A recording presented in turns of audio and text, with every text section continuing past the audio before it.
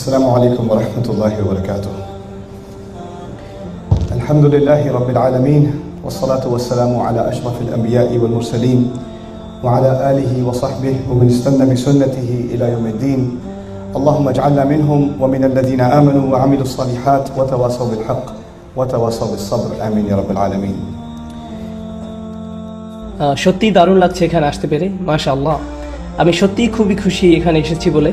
আমি অত্যন্ত কৃতজ্ঞ তাদের প্রতি যারা আজ সন্ধ্যায় এখানে এসেছেন। বিশেষ করে অডিয়েন্সের মায়েদের উপস্থিতির কারণে কৃতজ্ঞতা বোধ করছি। মায়েদের জন্য করতালি শুনতে চাই, যারা তাদের বাচ্চাদের এখানে নিয়ে এসেছেন এবং তাদের সামলে রাখার দায়িত্বে আছেন। আমি জানি ওই লোকগুলো আপনাদের কোনো বিশেষ সাহায্য করবে না। আমি আরও কৃতজ্ঞ সেসব মায়েদের প্রতি যারা তাদের দুরন্ত সন্তানদের নিয়ে এসেছেন। যেমন ওখানে ওই বাচ্চাটার মতো যে আমার সাথে কর্মোদ্দন করেছিল আর তারপর আমার আঙুল নিয়ে পালিয়ে যেতে যাচ্ছিল। 10 মিনিট যাবৎ সে আমাকে ছাড়েনি, কিন্তু আমি তারপরও কৃতজ্ঞ, আলহামদুলিল্লাহ। কারণ আমি জানি কতটা কঠিন, বিশেষ করে মায়েদের জন্য এই ধরনের প্রোগ্রামে অংশ নেওয়া। বেশি রাত করে বের হওয়া মোটেই সহজ কাজ নয়। এর মানে আজকে রাতে তাদের বেশ কষ্ট হবে, কারণ বাচ্চারা ঘরে ফেরত যাওয়ার সময় খিটখিটে মেজাজ দেখাবে, তখন তাদের ঘুম পাড়ানো সহজ হবে না। আর এত কষ্ট সহ্য করবেন কারণ আপনারা কোরআন সম্পর্কে কিছু শুনতে চাইছেন। এখানে আমার কোনো ভূমিকা নেই, সে ব্যাপারে আমি স্পষ্ট ধারণা রাখি। আমাদের সকলের মাঝে যা ভালোবাসা সৃষ্টি করে দিয়েছে, আমাদের হৃদয়ে যা ভালোবাসা এনে দিয়েছে, তা হচ্ছে প্রকৃতপক্ষে স্বয়ং আল্লাহ সুবহানাহু ওয়া তাআলার বাণী। আল্লাহর বাণীর এই ক্ষমতা আছে, আর আমি মাঝে মাঝে সেই ভালোবাসার স্বাদ পাই। এমন মানুষ আমি যাদের আগে কখনো দেখিনি, অথচ তাদের চোখে মুখে আমি আমার প্রতি ভালোবাসার স্পষ্ট দেখতে পাই। তাদের চোখে আমি অকৃত্রিম দোয়া দেখতে পাই আমার জন্য, আমার পরিবারের জন্য, শুধুমাত্র একটা কারণে, কারণ আমি চেষ্টা করছি, সামান্যতম চেষ্টা করছি আল্লাহর বইটা বোঝার এবং তা থেকে মানুষকে কিছু জানানোর, এতটুকুই। আমি অসাধারণ কিছুই করছি না, এই বইটিই অসাধারণ। যে কেউ এই কিতাবের জন্য কাজ করতে চাইবে, যে কেউ এই কিতাবের বার্তা নিজের জন্য এবং অন্যের জন্য শেয়ার করবে, আল্লাহ আযজা ওয়া জাল্লা তাদের পুরস্কৃত করবেন। আর সবচেয়ে বড় উপহার যা আমি কিংবা আপনি অর্জন করতে পারি, তা হলো মানুষের দোয়া। যখন মানুষ আপনার জন্য দোয়া করে, আপনি এর চেয়ে মূল্যবান আর কিছুই অর্জন করতে পারবেন না। এখন আমি আজকে একটা গল্প বলে শুরু করতে চাই। এটা একটা জটিল বিষয়। আমি একটা গল্প দিয়ে শুরু করব, আর গল্পটা আসলে আমার নিজের আর কিছু ধারণা যা কোরআন সম্পর্কে আমি পোষণ করতাম। আমি মুসলিম ঘরেই জন্ম নিয়েছিলাম। আপনারা অনেকেই আমার কাহিনী জানেন। মুসলিম ঘরে জন্ম নিয়েছিলাম আমি, তবে একেবারেই গতানুগতিক পাকিস্তানি মুসলিম ঘরে জন্মেছিলাম, যার অর্থ হলো আমরা ধর্মকে খুব একটা গুরুত্ব দিয়ে দেখিনি। আমি কখনো আরবি শিখিনি, কখনো তাজবিদ শিখিনি, কখনো কুরআন মুখস্থ করার ব্যাপারে অধ্যবসায় করিনি।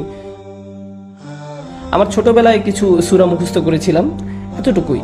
আমার প্রাথমিক স্কুলিং আসলে সৌদিতে হয়েছিল, তবে আমি জন্মগ্রহণ করেছিলাম জার্মানিতে, তাই আমার কিন্ডারগার্টেন স্কুল ছিল জার্মানিতে, জার্মান ভাষায়। আমি তখন কোনো ভাষা পারতাম না জার্মান ভাষা ছাড়া। অদ্ভুত শোনাচ্ছে, কারণ আমি এখন জার্মান পারি না। যাই হোক, এরপর আমি উর্দু ভাষা শিখলাম। 2nd গ্রেড থেকে 8th গ্রেড পর্যন্ত আমি সৌদিতে ছিলাম, কিন্তু পাকিস্তানি স্কুলে পড়তাম, যেটা মজার ব্যাপার ছিল। তো সেখানে আমি উর্দু শিখেছিলাম। হাই স্কুলে আমি যুক্তরাষ্ট্রে আসলাম। আমার কাছে তখন কোনো ভালো কারণ ছিল না যেজন্য আমি ধর্মকে গুরুত্ব দিতে পারি। একজন টিনেজার হিসাবে যে কুইন্সে বসবাস করছে, আমার চারপাশের কেউ, আমার সব বন্ধুদের মাঝে কেবল একজন মুসলিম ছিল, আর আমি তাকে মুসলিম হিসাবে চিনতাম কারণ তার নাম ছিল আতিফ, অন্য কোনো কারণে নয়। আপনি নিউ ইয়র্কে হাই স্কুলে একজন মুসলিমের মতো আচরণ করেন না, আমরা কেউই তা করি না, তাই না? তো সে বয়সে আমি এখন সেই সময়ের কথা চিন্তা করি, আমার কলেজের কথা ভাবি আর নিজেকে জিজ্ঞেস করি তখন আমি ইসলাম নিয়ে কী ভাবতাম। আর প্রথম যে উত্তর আমার মাথায় আসে তা হলো আমি তখন ইসলাম নিয়ে কিছুই ভাবতাম না। আমি তেমন কিছুই ভাবতাম না, কিন্তু তাও যদি কিছু ভেবে থাকি তা হলো 3টি জিনিস। এই 3টি বিষয় দিয়ে আমি শুরু করব, আর আমি চাই আপনারা এই 3টি বিষয় মনে রাখবেন। প্রথম যে বিষয়টা আমি ভাবতাম তা হলো ইসলাম যুগোপযোগী নয়, এতে আমার বর্তমান সমস্যাগুলোর কোনো সমাধান নেই। আমি যখনই কোনো খুতবা শুনতে যাই, যখনই কোনো লেকচার শুনতে যাই, তারা বলে এমন সব চমৎকার ঘটনা যা অনেক কাল আগে ঘটে গিয়েছে। তারা কখনোই বর্তমান সময়ে কোনো ভালো কিছু হওয়ার কথা বলে না। এখন শুধু খারাপ সময় যাচ্ছে, ভালো সময় অনেক আগেই পার হয়ে গিয়েছে। তারা আমাকে এটাই বারবার বলতে থাকে। নবীদের সময় অসাধারণ ছিল, সাহাবাদের সময়টা দারুণ ভালো ছিল, আমরা আগে অনেক ভালো ছিলাম, কিন্তু এখন আমরা হলাম কয়েকজন মুনাফিকুন। আমরা সবাই জাহান্নামের আগুনে পুড়ে মরব, আমরা সবাই পাপে লিপ্ত। তো আমি এটা মেনে নিয়েছিলাম। আমি তখন নিজেকে বলেছিলাম, আচ্ছা ঠিক আছে, ভালো সময় শেষ, এখন শুধুই খারাপ সময় যাবে, আর এই জন্য এই ধর্ম আমাকে বর্তমানে কিছুই দিতে পারবে না। যখনই মানুষ ইসলাম নিয়ে কথা বলতো, তারা আমাকে বলতো, আর এটা মাথায় রাখুন, আমি তখন এমন একজন মানুষ যে দিন শিক্ষায় আগ্রহী নই।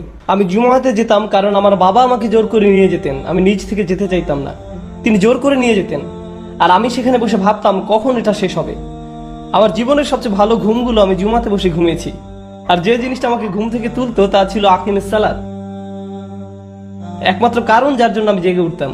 কিন্তু আমি ঘুমিয়ে পড়ার আগে যতটুকু শুনতাম, সামান্য কিছু যা শুনতে পেতাম তা ছিল বর্তমানে যা কিছু ঘটছে তার বেশিরভাগই হারাম, আর আমাদের অধিকাংশ লোকই আল্লাহর অবাধ্যতা করে চলছি। আর একমাত্র উপায় আপনি এখান থেকে বাঁচতে পারেন, আপনাকে সেসব মানুষের মতো হতে হবে যারা হাজার হাজার বছর আগে পার হয়ে গিয়েছে। আপনাকে প্রাচীন যুগের মানুষের মতো হতে হবে, আপনি আধুনিক হতে পারবেন না। তো আমি আমার মাথায় এমন ধারণা গেঁথে রেখেছিলাম যে এই ধর্ম সেসব মানুষের জন্য যারা এটা ভেবে নিতে চায় যে তারা হাজার হাজার বছর আগে দুনিয়ায় বাস করছে। এই ধর্ম 2015 মানুষের জন্য নয়, কিংবা তখন ভেবেছিলাম 1997 এর মানুষের জন্য নয়। এটা ছিল আমার প্রথম ধারণা যে এই ধর্ম এই যুগের সাথে মানানসই নয়, এই ধর্ম সেকেলে, এই ধর্ম অচল। আর দ্বিতীয় ধারণা, তবে এই ধারণা কি একজন মুসলিমের ছিল নাকি অমুসলিমের? ইসলামের প্রতি এই ধারণা একজন মুসলিমের। আর আমি এই ক্ষেত্রে একা নই, আমি একা নই, এবং তখনও একা ছিলাম না। লক্ষ লক্ষ মানুষ এমনটা ভাবতো আর এখনো ভাবে। দ্বিতীয় ধারণা ছিল এই ধর্ম বেশ রূঢ়, এটা কঠোর, এমন সম্ভাবনাই বেশি যে আপনি খারাপ কাজ করছেন আর এর জন্য আপনি জাহান্নামে যাবেন। আসলে আপনি যে জাহান্নামে যাবেন তার সম্ভাবনা হলো 99.99999%। তবে সম্ভবত সৌভাগ্যক্রমে আপনি বেহেশতে যেতেও পারেন। অধিকাংশ সময় আমি যা শুনেছি তা ছিল আমি বেশ বিপদে আছি এবং আল্লাহ আমার উপর রেগে আছেন, এটাই আমি বেশি শুনেছি। আমি যাই করতে যাই না কেন, ইসলামের দৃষ্টিতে এতে কিছু সমস্যা আছে, কোনো ভুল আছে এতে। আর সত্যি বলতে সে সময় আমি দাড়িওয়ালা মানুষদের খুব ভয় পেতাম, কারণ আমি যেসব লোক চিনতাম যাদের দাড়ি ছিল তারা হাসতে পারত না, তারা আপনার দিকে কঠোর দৃষ্টিতে তাকায়, যা দেখে আপনি ভয় পাবেন। আপনি যত ধার্মিক হতে থাকেন ততই পৃথিবীর উপরে আপনার রাগ বাড়তে থাকে। তো আমি আসলে এই মানুষদের খুব ভয় পেতাম, খুবই ভয় লাগতো। একবার কলেজে থাকতে আমি বসে পিজা খাচ্ছি নিউ ইয়র্কের কোনো রেস্তোরাঁয়, আর দাঁড়িয়েলা একজন ঠুকলেন। আমি ভাবলাম মজা করে পিজা খাবো, আর এই লোকটা সব মজা নষ্ট করে দিল। এখন এসেই আমাকে লেকচার দিবে আমি কিভাবে জাহান্নামে যাব তা নিয়ে। এই মানুষগুলোর ব্যাপারে আমি অতিরিক্ত সাবধান ছিলাম। এটা ছিল আমার দ্বিতীয় অভিমত। প্রথমটা ছিল এই ধর্ম যুগ উপযোগী নয়, দ্বিতীয়টা ছিল এটা কঠোর। যেই মানুষগুলো এই ধর্ম মেনে চলে তারা উদার নয়, তারা হাসি খুশি নয়, তারা আপনার সমালোচনা করে, তারা বলতে থাকে আপনি কত খারাপ আর তারা আপনার চেয়ে কত ভালো। এটা আমার দ্বিতীয় মত। আর আমার তৃতীয় অভিমত ছিল, আচ্ছা ঠিক আছে, আমার হয়তো বইয়ের প্রচ্ছদ দেখে আসল বই সম্পর্কে বিচার করা উচিত হচ্ছে না, কেবল মুসলিমদের দেখে আমার ইসলাম সম্পর্কে মতামত দেওয়া উচিত না। একজন খতিব কি বলছেন, এই মানুষগুলো যা করে কিংবা যেভাবে ব্যবহার করে, আমার হয়তো তা শুনেই কোনো সিদ্ধান্তে আসা উচিত না। আমি নিজেই এই ধর্ম যাচাই করে দেখি, আমি নিজেই কোরআন পড়ে দেখি, আমি নিজেই বুঝে নেব এতে কি বলা আছে, কারণ আমি এই মুসলিমদের বিশ্বাস করি না। আমি নিজেই কোরআন পড়ব। আমি কি আরবি পারতাম? না, অবশ্যই আমি এটা অনুবাদ পড়ব। আমি অনুবাদ পড়ার সিদ্ধান্ত নিলাম, আর আমি যা বুঝলাম এতে গোলযোগ আছে। আমি দ্বিধান্বিত ছিলাম, কারণ শুরুতে কিছু আয়াত একটা বিষয় নিয়ে কথা বলছে, এরপর অন্য বিষয় নিয়ে কথা বলছে, এভাবে একবার একটা তো আরেকবার আরেকটা, একবার এটা তো আরেকবার সেটা। আমি জীবনে কখনো এমন বই পড়িনি। আমি যখন কোনো বই পড়ি আমি প্রথম অধ্যায় থেকে শুরু করি, আগে সেটা বুঝি, এরপর দ্বিতীয় অধ্যায়টা প্রথম অধ্যায়ের আলোকেই গড়ে ওঠে, তারপর 3 নম্বর অধ্যায় 2 অধ্যায়ের আলোকেই রচনা করা হয়, আর এভাবেই চলতে থাকে। কিন্তু কোরআনে সেসবের বালাই নেই, কোরআনে টাকরার আছে। এতে এক কথা বারবার বলা হয়েছে, আল্লাহ একই কথা এক জায়গায় বললে আবার সেটা অন্য কোথাও বলেছেন, এভাবে বলতেই থেকেছেন। তো আমি বুঝতে পারছিলাম না যে এই বইটা আসলে সাজানো হয়েছে কিভাবে, আমি কিছুতেই বুঝতে পারছিলাম না। তার উপর মাঝে মাঝে এমন কথা পড়তাম যেগুলোর একেবারেই কোনো মানে হয় না। আলিফ লাম মিম, এটার মানে কি? আমি কিছুই বুঝলাম না। প্রথম অভিমত কি ছিল বলুন তো? আপনারা কি বেঁচে আছেন? প্রথম অভিমত কি ছিল? এটা যুগ উপযোগী নয়। দ্বিতীয় অভিমত, এটা কঠোর। আর 3 নম্বরটা ছিল দুইটার মিশ্রণে, এটা বিভ্রান্তিকর এবং আকর্ষণীয় নয়। কোরআন নিয়ে এত বাড়াবাড়ি করার কি আছে? আমি কোরআন পড়েছি, কিন্তু এতে এত অভিভূত হওয়ার মতো কোনো কারণ দেখি না। এই বইটি কি করে আকর্ষণীয় হলো? এখন আপনার যদি এই 3টে অভিমত থাকে ইসলামের ব্যাপারে, তাহলে এই তিনটে অভিমতই প্রয়োজনের চেয়ে বেশি ইসলামের যে কোনো বিষয়ে অনীহা দেখানোর ক্ষেত্রে, প্রয়োজনের চেয়েও বেশি। আমি অনেক মানুষের দেখা পেয়েছি সারা দুনিয়া জুড়ে যাদের হুবহু এই তিনটা অভিমত রয়েছে, হুবহু এই তিনটা অভিমত রয়েছে, হুবহু এক। তারা বলে আমি ধর্মের সাথে কোনো সম্পর্ক রাখতে চাই না, কারণ এটা রূঢ়, এটা সেকেলে। আমি এই নবীদের কাহিনী জেনে কি করব? এসব কত আগের ঘটনা, এখন আমরা 2015-তে বাস করছি। এক লোক আমাকে বলেছিল যদি কোরআন এই সময় নাজিল হতো তাহলে এটা ভিন্ন হতো, এটা আমাদের সময়ের সঙ্গে সামঞ্জস্যপূর্ণ হতো।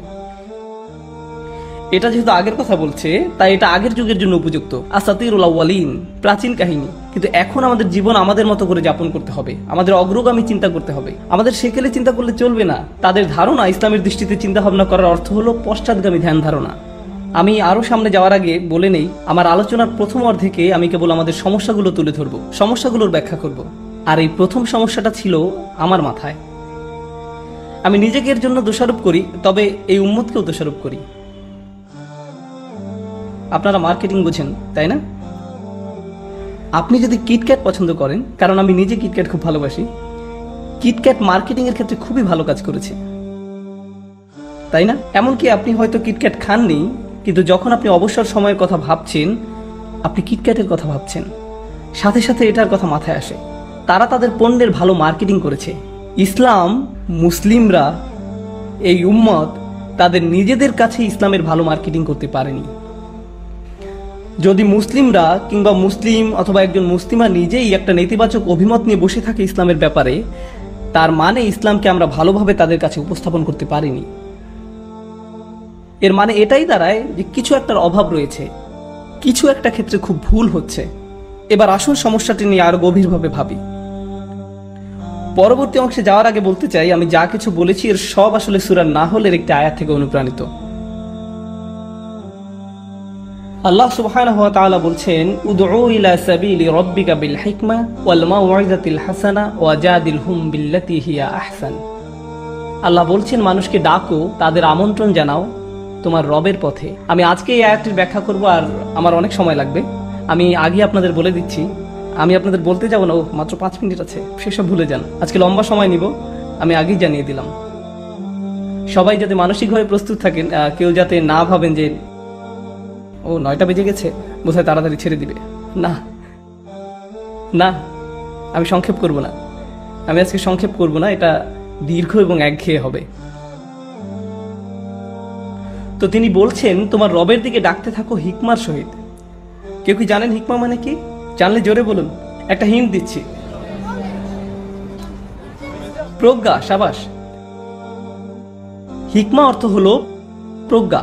আমি আজকে যে ব্যাপারে তর্ক করতে চাই তা হলো অধিকাংশ সময় আমরা ইসলামের ব্যাপারে প্রজ্ঞা ছাড়াই কথা বলি। আর আমরা যখন প্রজ্ঞার ব্যবহার করি না, মানুষকে ইসলামের দিকে আনার পরিবর্তে আমরা কি করি? তাদেরকে ইসলাম থেকে দূরে সরিয়ে দেই। আর আপনি প্রজ্ঞার সহিত তখনই মানুষকে আল্লাহর পথে ডাকতে পারবেন যখন আপনি তাদেরকে সেই পন্থায় ডাকবেন যেভাবে আল্লাহর বইয়ে তাদেরকে ডাকা হয়েছে। কিন্তু আমার মতে আমরা সেই পন্থা অবলম্বন করি না যা আল্লাহর কিতাব দ্বারা নির্ধারিত। আমরা আমাদের নিজস্ব উপায় ডাকি, আর এই পদ্ধতিগুলো একেবারেই বিফল। আসলে এগুলো মোটেই বিচক্ষণ পন্থা নয়, খুবই অবিবেচনাপূর্ণ পদ্ধতিতে মানুষকে ইসলামের পথে আহ্বান করা। তো আমি আপনাদের ছোট একটা তালিকা দিব কিভাবে আমরা এই ভুলগুলো করে থাকি। বেশি বড় নয়, ছোট লিস্ট, আর আমি তাড়াতাড়ি বলে যাব। কিন্তু আমি যখন বলতে থাকবো আমি চাই আপনারা সেসব খুতবা শুনেছেন, লেকচার শুনেছেন, ডিনার টেবিলে বসে যেসব ইসলামিক আলোচনা করেছেন, ইসলামের ব্যাপারে আপনাদের যেসব কথা হয় যে কোনো ক্লাসে কিংবা কোনো কোর্সে করতে গিয়ে, সেগুলোর কথা ভাবতে থাকবেন। আর খেয়াল করুন এমন কিছু শুনেছেন কিনা যা আপনাকে এসবের কথা মনে করিয়ে দেয়। ইসলামের পথে আহ্বানের প্রথম অবিবেচনাপূর্ণ পদ্ধতি হলো আমরা বিরোধ নিয়ে কথা বলি। এই গ্রুপের সাথে সেই গ্রুপের তুলনা, এই শেখের সাথে সেই শেখের দ্বন্দ্ব, এই মাযহাবের সাথে অন্য মাযহাবের বিরোধ। তুমি এমন বলছো অথচ ওই শেখ অন্যরকম বলেছেন, তুমি তর্কে যেতে চাও?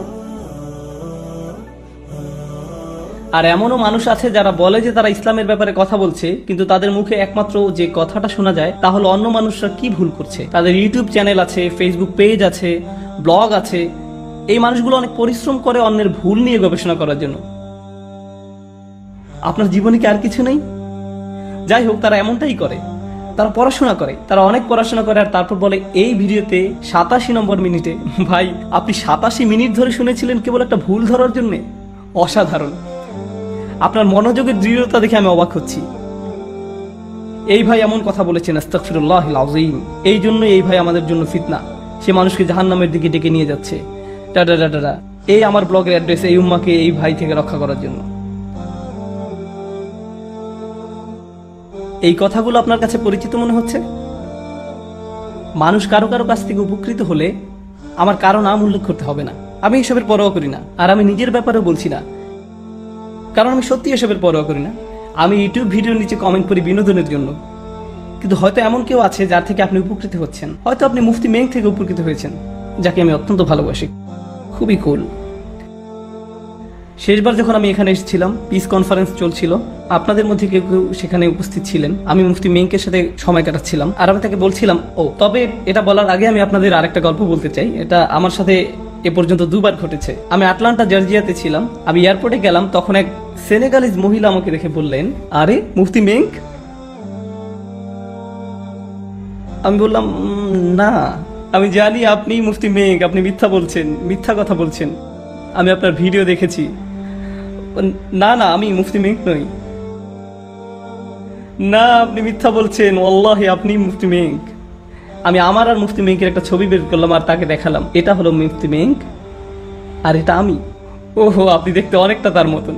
আচ্ছা, ঠিক আছে। ঠিক একই জিনিস ঘটেছে দোহাতে।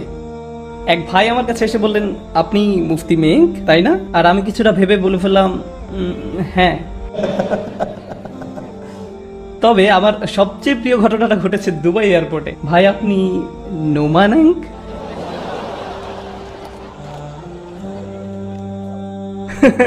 খুবই ভালো প্রশ্ন ছিল। হ্যাঁ, খুবই ভালো প্রশ্ন ছিল। তো আমি মুফতি মেংকের সঙ্গে ছিলাম, আর আমি তাকে বললাম, মুফতি জানেন আমাদের কি করা উচিত? আমি আপনার থোপ পরবো আর আপনি আমার স্যুট পরবেন, এরপর আমরা লেকচার দিব। আর আমরা কাজটা করেই ফেলতাম, কিন্তু সময় ছিল না। তবে পরের বার আমি মুফতি মেংকের মতো পোশাক পরবো আর তিনি আমার মতন। তো এই আমি কথা বলছিলাম জ্ঞানের অভাব নিয়ে। যাই হোক, আসল বক্তব্যে ফিরে আসি। এই আমি কথা বলছিলাম জ্ঞানের অভাব নিয়ে। হাত তুলুন তো যারা মুফতি মেং থেকে উপকৃত হয়েছেন। ওয়াও, দেখলেন তো? এজন্যই আমরা মানুষটাকে এত ভালোবাসি। আল্লাহ তাকেও তার পরিবারকে রক্ষা করুক। অথচ কেউ একজন আপনার কাছে এসে বলল, আপনি জানেন তিনি কিছু ভুল কথা বলেছেন। কেউ কেউ বলে তিনি পথভ্রষ্ট, কেউ কেউ বলে তিনি ভালো আলেম নন। এ ধরনের কথাবার্তা শুনেছেন কখনো? কখনো শুনেছেন এ ধরনের কথাবার্তা? কোথায় পান এসব লোকে বলা কথাগুলো? এটা তো রাসূল সাল্লাল্লাহু আলাইহি ওয়াসাল্লামের সুন্নাহ নয়, বরং এই যুগেরই মুসলিমদের সুন্নাহ হয়ে দাঁড়িয়েছে। যে মানুষটা অন্যদের কিছুটা উপকার করেছে, আপনার তার ব্যাপারে খুঁত ধরতেই হবে। আর আমি আপনাকে নিশ্চয়তা দিচ্ছি, আমি কিংবা অন্য যে কেউ যারা কখনোই এই মাইকটা ধরে কথা বলেছে, তাদের সবার মাঝেই ভুল রয়েছে, কারণ আমরা মানুষ। আপনি যদি আমাদের ভুল ধরতে চান, আমি নিশ্চয়তা দিচ্ছি আপনি সেটা খুঁজে পাবেন। নিশ্চিতভাবে আপনি ভুল পাবেন, কারণ আমরা সাধারণ মানুষ। আর আপনি যদি খুশিতে লাফিয়ে ওঠেন, ওহো এই তো ভুল পেয়েছি, অবশ্যই ভুল তো পাবেনই, সে কেবল একটা মানুষ, এতে কোনো কাজের কাজ আপনি করেননি। কিন্তু আমরা এটাকে বলি আমর বিল মারুফ ওয়ান নাহি আনিল মুনকার। আপনার সমস্যা কি? এটা আমর বিল কোনো কিছুই না। এর মানে হলো আপনার হাতে অনেক অবসর সময় আছে, আর আপনি জানেন না সময়টাকে কিভাবে ভালো কাজে লাগাতে হয়। মানুষের ভুল নিয়ে গবেষণা না করে নিজের আম্মুকে রান্না করতে সাহায্য করুন, নিজের ঘরটা পরিষ্কার করুন। কখনো নিজের মোজার গন্ধ শুকে দেখেছেন? সেগুলো পরিষ্কার করুন। জীবনে ভালো কিছু করুন, এসব না করে। এসব করে আপনি কারো উপকার করছেন না। এটা ছিল প্রথম অবিবেচকের মতো আলোচনা, আর এতে করে মুসলিমদের কত শক্তি অপচয় হয়। কতটা শক্তি অপচয় হয় শুধু অমুকের বিরুদ্ধে তমুকের বিরুদ্ধে যুদ্ধের কারণে। কত শক্তি অপচয় হয়, অদ্ভুত। আর দ্বিতীয়ত, যে বিষাক্ত আলোচনা হয়, আমি একে জ্ঞানগর্ভ আলোচনা বলি না, এগুলো ইসলামের সম্বন্ধে বিষাক্ত আলোচনা। আর এই দ্বিতীয় ধরনের আলোচনা হয় যখন মানুষ নিজেরাই অন্যের বিচার করা শুরু করে। তারা আল্লাহর চেয়েও কঠোরভাবে আপনার বিচার করতে চায়, আল্লাহর চেয়েও কঠোরভাবে বিচার করতে চায়। তারা মানুষকে কেবল বলতে থাকে তারা জাহান্নামের আগুনে পড়বে, এটা হারাম। অথচ আপনি ফুকাহাদের মতামত সম্পর্কে কিছুই জানেন না। আপনি নিজে ভাবছেন এটা হারাম, তাই সে ধারণা সারা দুনিয়ার উপর চাপিয়ে দিতে চাইছেন। কিসের ভিত্তিতে সিদ্ধান্ত দিচ্ছেন? কোথায় পেলেন এই অভিমত? আমি একটা মজার ঘটনা বলি। আমার এক বন্ধু শেখ আব্দুল নাসের, আপনাদের কেউ হয়তো তাকে চিনতে পারবেন। শেখ আব্দুল নাসের আর আমি এক ডিনারে গিয়েছিলাম। ডিনারে আরও মানুষ ছিল আমাদের সাথে। তাদের মাঝে একজনের দাড়ি ছিল খুবই ছোট, লোকটার বেশ ছোট দাড়ি ছিল। একজনের দাড়ি ছিল খুবই ছোট, লোকটার দাড়ি বেশ ছোট ছিল। এই ভাইটার পাশের জনের আবার লম্বা দাড়ি ছিল।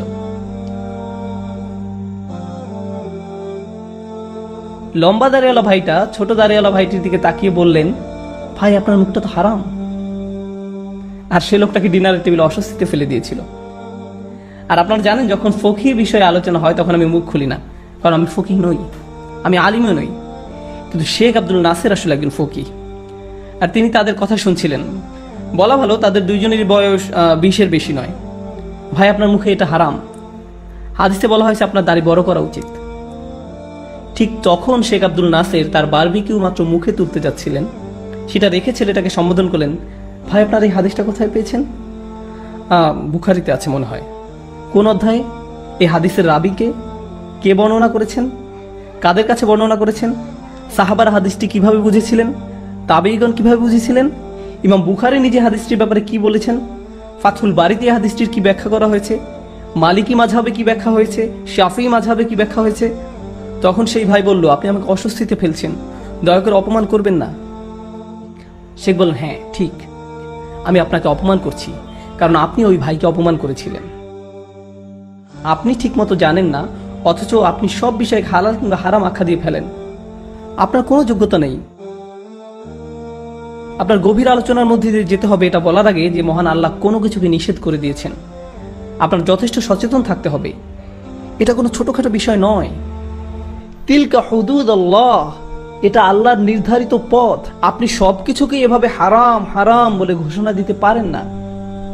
আর আপনি এটা বলে দিতে পারেন না কে জাহান্নামের আগুনে নিক্ষিপ্ত হবে, কে সঠিক পথে আছে আর কে পথভ্রষ্ট।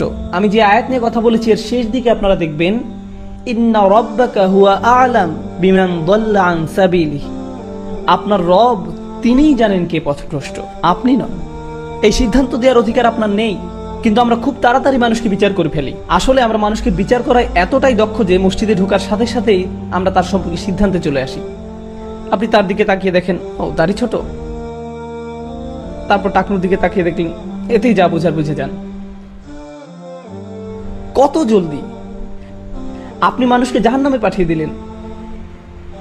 এটা খুবই ভয়ানক কাজ, মানুষের অন্তরে থাকা ইসলামকে বিচার করা। কেবল আল্লাহরই এই অধিকার আছে, তাদের বিচার করা আমাদের কাজ নয়। আমাদের এমন অবস্থানে রাখা হয়নি।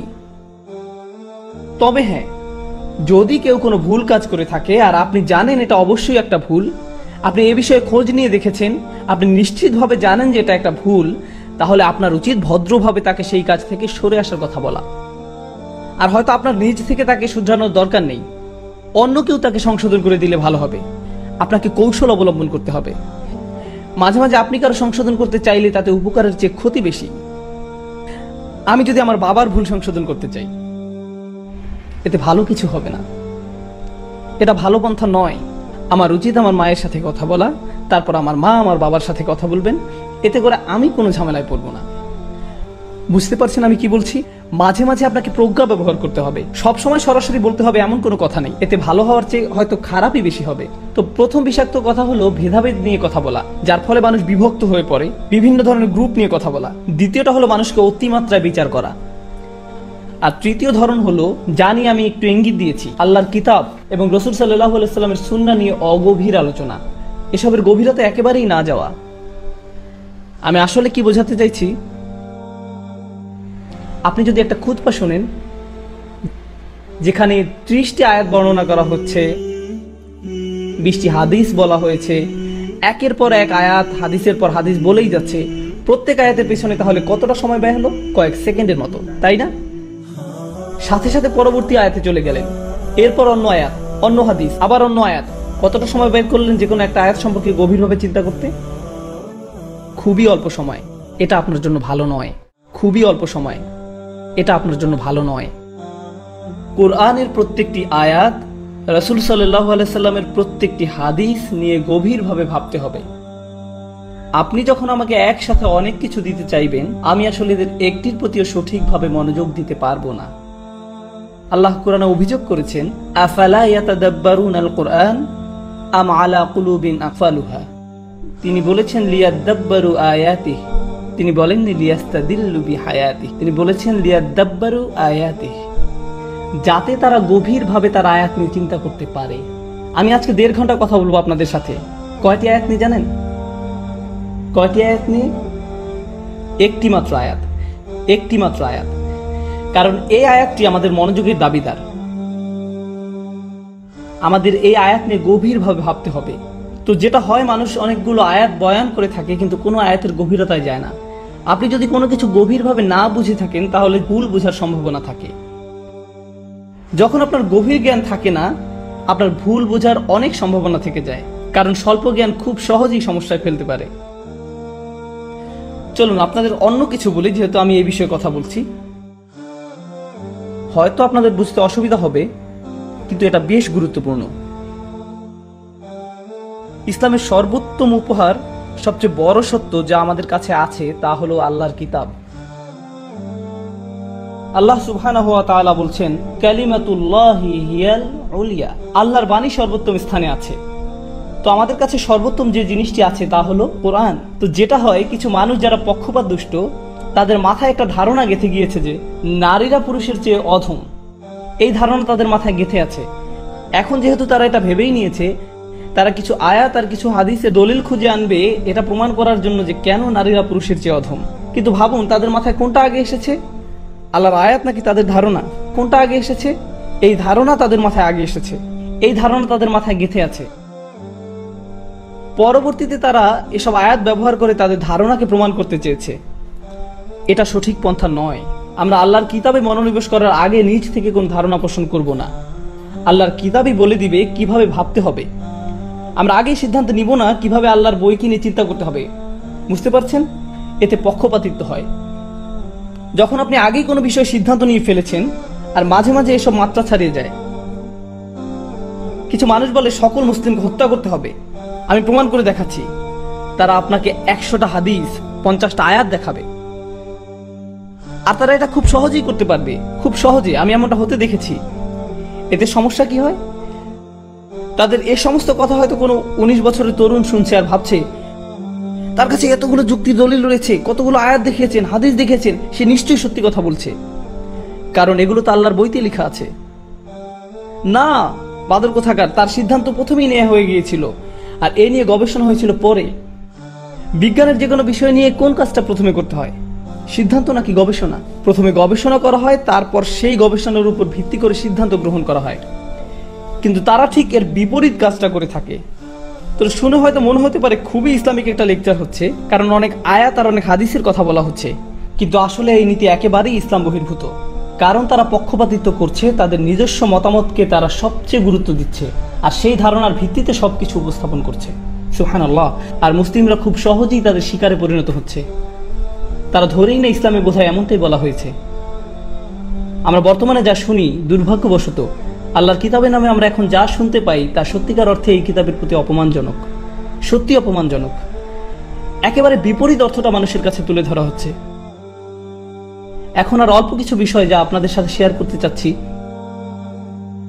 তা হলো স্বাতন্ত্র্যবাদ। আমি জানি একটি কঠিন শব্দ বলে ফেলেছি, আপনাদের বোঝার জন্য সহজ করে দিচ্ছি। এগুলো হলো ইসলাম সম্পর্কে বিচ্ছিন্ন আলোচনা। ভেবে দেখুন তো, এই ধরনের আলোচনা আপনারা কোথাও শুনেছেন আগে? সেসব আলোচনা যা মানুষের মাঝে বিভক্তি সৃষ্টি করে, এমন আলোচনা যেখানে মানুষ একে অন্যের সমালোচনা করে, এমন আলোচনা যেখানে মানুষ আগেই কিছু একটা ভেবে নিয়েছে আর পরে সেটা প্রমাণের জন্য অনেক আয়াত বলে যাচ্ছে। শুনেছেন এই ধরনের কথাবার্তা? মুসলিম সমাজের এই দুর্বলতার সুযোগ নেওয়া হচ্ছে, আর এটা বন্ধ হওয়া দরকার, বন্ধ হওয়া দরকার। তো আর একটা মাত্র বিষয় যা নিয়ে কথা বলতে চাই তা হলো স্বাতন্ত্র্যবাদ। এর মানে হলো তারা আপনাকে বলবে যারা সত্যের উপর প্রতিষ্ঠিত তারা কেবল আমরাই। তুমি যদি সুরক্ষিত থাকতে চাও তাহলে অন্য কারো কথা শুনতে যেও না, কারণ তুমি যদি তাদের কথা শোনো তাহলে তুমি পথভ্রষ্ট হয়ে পড়বে। তুমি তো জান্নাতে যেতে চাও, তাই না? জান্নাতে যাওয়ার একমাত্র পথ হলো তোমাকে আমাদের হালাকায় লেগে থাকতে হবে। তুমি শুধু আমার কথাই শুনবে, কারণ অন্য যারা আছে তারা পথভ্রষ্ট। আর এই মানুষগুলোর কাছে প্রত্যেক সপ্তাহে পথভ্রষ্ট আলেমদের নতুন তৈরি লিস্ট পাওয়া যায়। নিজেকে যদি বাঁচাতে চাও তাহলে শুধু আমাদের কথাই শুনবে। আর জানেন যারা কেবল তাদের কথা শোনে, তারা নিজেকে অন্যদের থেকে গুটিয়ে ফেলে, তারা নিজেদের পরিবারের কাছ থেকে দূরে সরে আসে, তারা তাদের পরিবারের কথা আর শুনতে চায় না। আমার বাবা মা আমার শেখের কথা শোনেন না, তাই আমি তাদের সাথে আর সম্পর্ক রাখতে চাই না। আমি পরিবারের সাথে সংযুক্ত থাকতে চাই না, কারণ তারা সত্যের উপর প্রতিষ্ঠিত নয়। এখানে দিনের অপব্যবহার করা হয়, আর এর মাধ্যমে এই মানুষদের নিজস্ব পরিবার, নিজস্ব কমিউনিটি, নিজস্ব সমাজ থেকে দূরে সরিয়ে দেওয়া হয়। আমি যুক্তরাষ্ট্রে থাকি, আর সেখানে এমন কিছু বিচ্ছিন্ন কমিউনিটি আছে। জানেন সেখানে তারা কি শেখায়? তারা শেখায় সকল অমুসলিম হলো কুফফার, তারা অপবিত্র, তারা খারাপ লোক, তাদের সাথে সম্পর্ক রেখো না। তুমি যদি তাদের সাথে সম্পর্ক রাখো, তাদের বন্ধু হও, যদি তাদের সাথে ভালোভাবে কথা বলো, যদি তাদের সাথে ব্যবসা করো, তাহলে তারা তোমার জন্য ফিতনা, তারা তোমাকে দিন থেকে দূরে সরিয়ে দিবে এবং তারা তোমাকে কাফির বানিয়ে ফেলবে। তাই তাদের থেকে দূরে থাকো। তো সেখানে এমন মসজিদ আছে আমেরিকাতে, চিন্তা করুন, আমেরিকাতে এমন মসজিদ আছে 40 বছর ধরে, যে মসজিদের প্রতিবেশীরা হলো অমুসলিম, এবং এটা যে মসজিদ সেই ব্যাপারে তাদের কোনো ধারণাই নেই, কারণ সেই মসজিদের লোকেরা বলতো এরা ফিতনা, এরা কুফার। কোথা থেকে পেয়েছেন এসব? এমন চিন্তা চেতনা কোথা থেকে আসলো? যদি রাসূলুল্লাহ সাল্লাল্লাহু আলাইহি সাল্লাম মক্কার মানুষের সাথে সম্পর্ক না রাখতেন আর নিজেকে বিচ্ছিন্ন করে ফেলতেন, তবে আমরা আজ শাহাদা বলতে পারতাম না। আমি একজন মুসলিম কারণ আমার বাবা একজন মুসলিম, তার বাবা একজন মুসলিম, তার বাবা একজন মুসলিম, তার বাবা একজন মুসলিম, কিন্তু তার বাবা একজন বৌদ্ধ। আমি এক বৌদ্ধ পরিবার থেকে এসেছি। আমি খুঁজে দেখেছি আমার প্র প্র প্র প্র পিতামহ একজন বৌদ্ধ ছিলেন, আর তিনি মুসলমান হয়েছিলেন। কেউ একজন তার সাথে কথা বলেছিলেন, তাকে নোংরা কিছু ভাবেননি। কেউ তাকে সৌজন্য বোধ দেখিয়েছিলেন, তাকে কেউ একজন মানুষের মর্যাদা দিয়েছিলেন, কেউ তাকে ভালোবাসা এবং সম্মান দেখিয়েছিল। এখানে হোটেলে আমি এলিভেটরে ছিলাম, আর এক ছেলে, কি যেন নাম তার, ঋত্বিক, খুব কঠিন উচ্চারণ, হ দিয়ে শুরু হয়, ঋত্বিক। জানা কথা এটা কোনো মুসলিম নাম নয়, কিন্তু যেটা হয় আপনারা নেম প্লেটে নামটা পড়েন আর ভাবেন মুহাম্মদ লেখা আছে, তার মানে মুসলিম, আসসালামু আলাইকুম। কিন্তু হিন্দু নাম দেখলে বলেন থু। না, এমনটা উচিত নয়। আমি বললাম, ঋত্বিক কি খবর আপনার? ভালো স্যার। কতদিন হলো কাজ করছেন? 4 মাস স্যার। চাকরি করতে কেমন লাগছে? খুব কঠিন। জানি, আসলেই খুব কঠিন। আর আমরা এভাবেই বন্ধু হয়ে গেলাম। আস্তাগফিরুল্লাহ, আমি এক কাফিরের সাথে কথা বলে ফেলেছি। শান্ত হন। এই দিন আমাদের অমুসলিমদের ঘৃণা করতে শেখায় না। এই দিন এসেছিল সকল মানুষকে তার সম্মান ফিরিয়ে দিতে। ওয়ালাকাদ কাররামনা বানি আদম। আল্লাহ বলছেন, আমি সম্মান দিয়েছি আদম সন্তানদেরকে। আমি আবারও বলছি, আল্লাহ কাদের সম্মান দিয়েছেন? আদম সন্তানকে। আদম সন্তানকে। তার মানে আদম আলাইহিস সালামের প্রত্যেক সন্তানকে সম্মান দেওয়া হয়েছে। কে দিয়েছেন এই সম্মান? আল্লাহ। আপনি তাদের অসম্মান করার কে? আল্লাহ তাদের মর্যাদা দিচ্ছেন, অথচ আপনি দিচ্ছেন না। আর আপনার ধারণা ইসলাম আপনাকে বলেছে তাদের অসম্মান করতে, ইসলাম বলেছে তাদেরকে খারাপ ভাবতে। আপনি সেই আয়াতটি বুঝতে পারেননি যেখানে আল্লাহ মুশরিকদেরকে নাজাস বলেছেন। আয়াতটি কোথায় আছে, কখন বলা হয়েছে, কোন সূরায় বলা হয়েছে, কিসের প্রেক্ষিতে বলা হয়েছে, কিভাবে এর প্রয়োগ করতে হবে, আমরা এইসব কিছুই জানতে চাই না, কারণ আমরা শুধু উপরে উপরে দেখেই খুশি। গভীরভাবে এ নিয়ে ভাবতে চাই না কেউ। আমাদের এত সময় নেই। এগুলো সবই প্রজ্ঞার বিপরীত। এখন আমরা কথা বলবো প্রজ্ঞা কি সে বিষয়ে। এতক্ষণ আমি নেতিবাচক কথা বলেছিলাম, কিন্তু এখন আমরা ইতিবাচক কথা বলবো। আমি কেন এভাবে কথাগুলো সাজিয়েছি? কারণ আমি চাই আপনারা এখান থেকে ইতিবাচক চিন্তা মাথায় নিয়ে যাবেন। নেতিবাচক ভাবনা নিয়ে কেউ ফিরে যাক, সেটা আমি চাই না। এখন মনোযোগ দিয়ে শুনুন। আমি শুরু করব যে আয়াত দিয়ে, তা হলো সূরা নাহলের অন্তর্ভুক্ত। সূরা নাহলের এই আয়াতে মানুষকে বিচক্ষণতার সাথে দাওয়াত দিতে বলা হয়েছে। আমি অন্য যেসব আয়াত ব্যবহার করে এই আয়াতটি ব্যাখ্যা করব, সেগুলো সবই সূরা নাহলের অন্তর্ভুক্ত। একই সূরা থেকে এই সব আয়াত বলবো। আর এই সূরার একদম শেষ দিকে বলা হয়েছে মানুষকে বিচক্ষণতার সাথে দাওয়াত দিতে। আর এই সম্পূর্ণ সূরা জুড়ে আল্লাহ উদাহরণ দিয়ে বলেছেন কিভাবে মানুষকে দাওয়াত দিতে হবে। এই সূরাতে সেই শিক্ষা দেয়া হয়েছে কিভাবে বিজ্ঞতার সাথে মানুষকে দাওয়াত দিতে হবে। তো আমি আপনাদেরকে বলে একটি উদাহরণ দেব, মনোযোগ দিয়ে শুনুন, কারণ আমি আপনাদের পরীক্ষা করব। হ্যাঁ, পরীক্ষা করব। আমি জিজ্ঞেস করব আর আপনাদেরকে জোরে প্রশ্নের উত্তর দিতে হবে। আল্লাহ বলছেন তিনি আকাশ থেকে পানি বর্ষণ করেন। আনজালা মিনাস সামাই মাআন। তিনি আকাশ থেকে পানি বর্ষণ করেন। আনজালা মিনাস সামাই মাআন। আয-যাইতুন ওয়ান-নাখিলা ওয়াল-আ'নাব ওয়া মিন কুল্লিস সামারাত। এখন দেখি আপনাদের ভোকাবুলারি কতটা মজবুত। জাইতুন মানে কি? জাইতুন মানে কি? ভাইয়েরা জিতে গিয়েছে। ওয়ান নাখিল, খেজুর, ভাইদের পয়েন্ট 2, বোনদের 0। আল আনাব, আঙ্গুর, বোনেরা বসেছে। অমিন কুল্লি সামারাত, অনেক ফল, ভাইরা আগে বলেছে, যদিও আপনারা মেয়েদের সেকশনে বসেছেন, তাও 3-1। এখন শুনুন, আল্লাহ বলছেন তিনি আকাশ থেকে পানি বর্ষণ করেছেন, আর এরপর তা থেকে জলপাই উৎপাদিত হয়েছে, পাম গাছ, খেজুর গাছ, আঙুর উৎপাদিত হয়, ক্ষেত খামার হয়, ফসল আসে, সব ধরনের ফসল। তারপর বলছেন সব রকমের ফল উৎপাদিত হয়। এখন মনোযোগ দিয়ে শুনুন, যদি আকাশ থেকে বৃষ্টি বর্ষিত না হতো তাহলে পৃথিবীতে কোনো জীবন থাকতো না? হ্যাঁ বা না? হ্যাঁ, এখানে কোনো জীবন থাকতো না যদি আল্লাহ আকাশ থেকে পানি বর্ষণ না করতেন। যদি আমরা লক্ষ্য করি যে জমিনে কি উৎপাদিত হয়, জমিনে কি শুধু এক ধরনের জিনিস উৎপাদিত হয় না বিভিন্ন জিনিস উৎপাদিত হয়? একই পানি কিন্তু হরেক রকমের ফল ফসল, হরেক রকমের ফল ফসল। এখন আমি এগুলোকে 2টি শ্রেণীতে বিভক্ত করব। প্রথমত কৃষি জমি। কৃষি জমিতে কি ফসল নিজে নিজেই জন্মে না কৃষককে এর জন্য পরিশ্রম করতে হয়? এক্ষেত্রে বৃষ্টির পানি যথেষ্ট নয়। বৃষ্টির পানি অবশ্যই দরকার আছে, কিন্তু শুধু এটাই যথেষ্ট নয়, কৃষককেও পরিশ্রম করতে হয়। আঙুর গাছ কোমল প্রকৃতির, এগুলো নিজে নিজে জন্মে না, কৃষককে এর জন্য কাজ করতে হয়। পাম গাছ সংবেদনশীল, আপনাকে যত্ন নিতে হয়, বাগানিকে এই গাছগুলোর যত্ন করতে হয়, শুধু বৃষ্টি যথেষ্ট নয়। বুঝেছেন? অন্য কথায়, চাষ করার ক্ষেত্রে কিছু নির্দিষ্ট ফসলে, যেমন জলপাই, সংবেদনশীল ফল, সংবেদনশীল গাছ, এসব ক্ষেত্রে যত্ন নিতে হয় এবং চাষি বা বাগানিকেও পরিশ্রম করতে হয়। কিন্তু যখন আল্লাহ বলছেন উনি সব ধরনের ফল ফলান, আপনি যদি দক্ষিণ আমেরিকার অ্যামাজন বনে যান এবং সেখানে শত শত হাজার হাজার লক্ষ লক্ষ একর বন, গাছ, ওইসব গাছে কি ফল হয়? হ্যাঁ, কিন্তু সেখানে কি কোনো বাগানি আছেন, কোনো চাষি আছেন? না, এগুলো নিজে নিজেই বেড়ে ওঠে। তাই আমি যেটা বলার চেষ্টা করছি সেটা হলো, আল্লাহ যখন আকাশ থেকে বৃষ্টি পাঠান, মাটি থেকে অনেক জিনিস নিজে নিজে বেড়ে ওঠে, কিন্তু কিছু প্রাণ বেড়ে ওঠে আমাদের যত্নের কারণেও। এটা এক ধরনের পার্টনারশিপ বলা যায়। আর কিছু জিনিস বেড়ে ওঠে শুধুমাত্র আল্লাহর রহমতের কারণে। আপনারা এতটুকু বুঝেছেন? এখন আরো একটু এগিয়ে যাই। আমি বলি কেন আপনাদেরকে এই উদাহরণটা দিলাম। মনে রাখবেন, আমরা কোরআন থেকে কি শেখার চেষ্টা করছি? প্রজ্ঞা।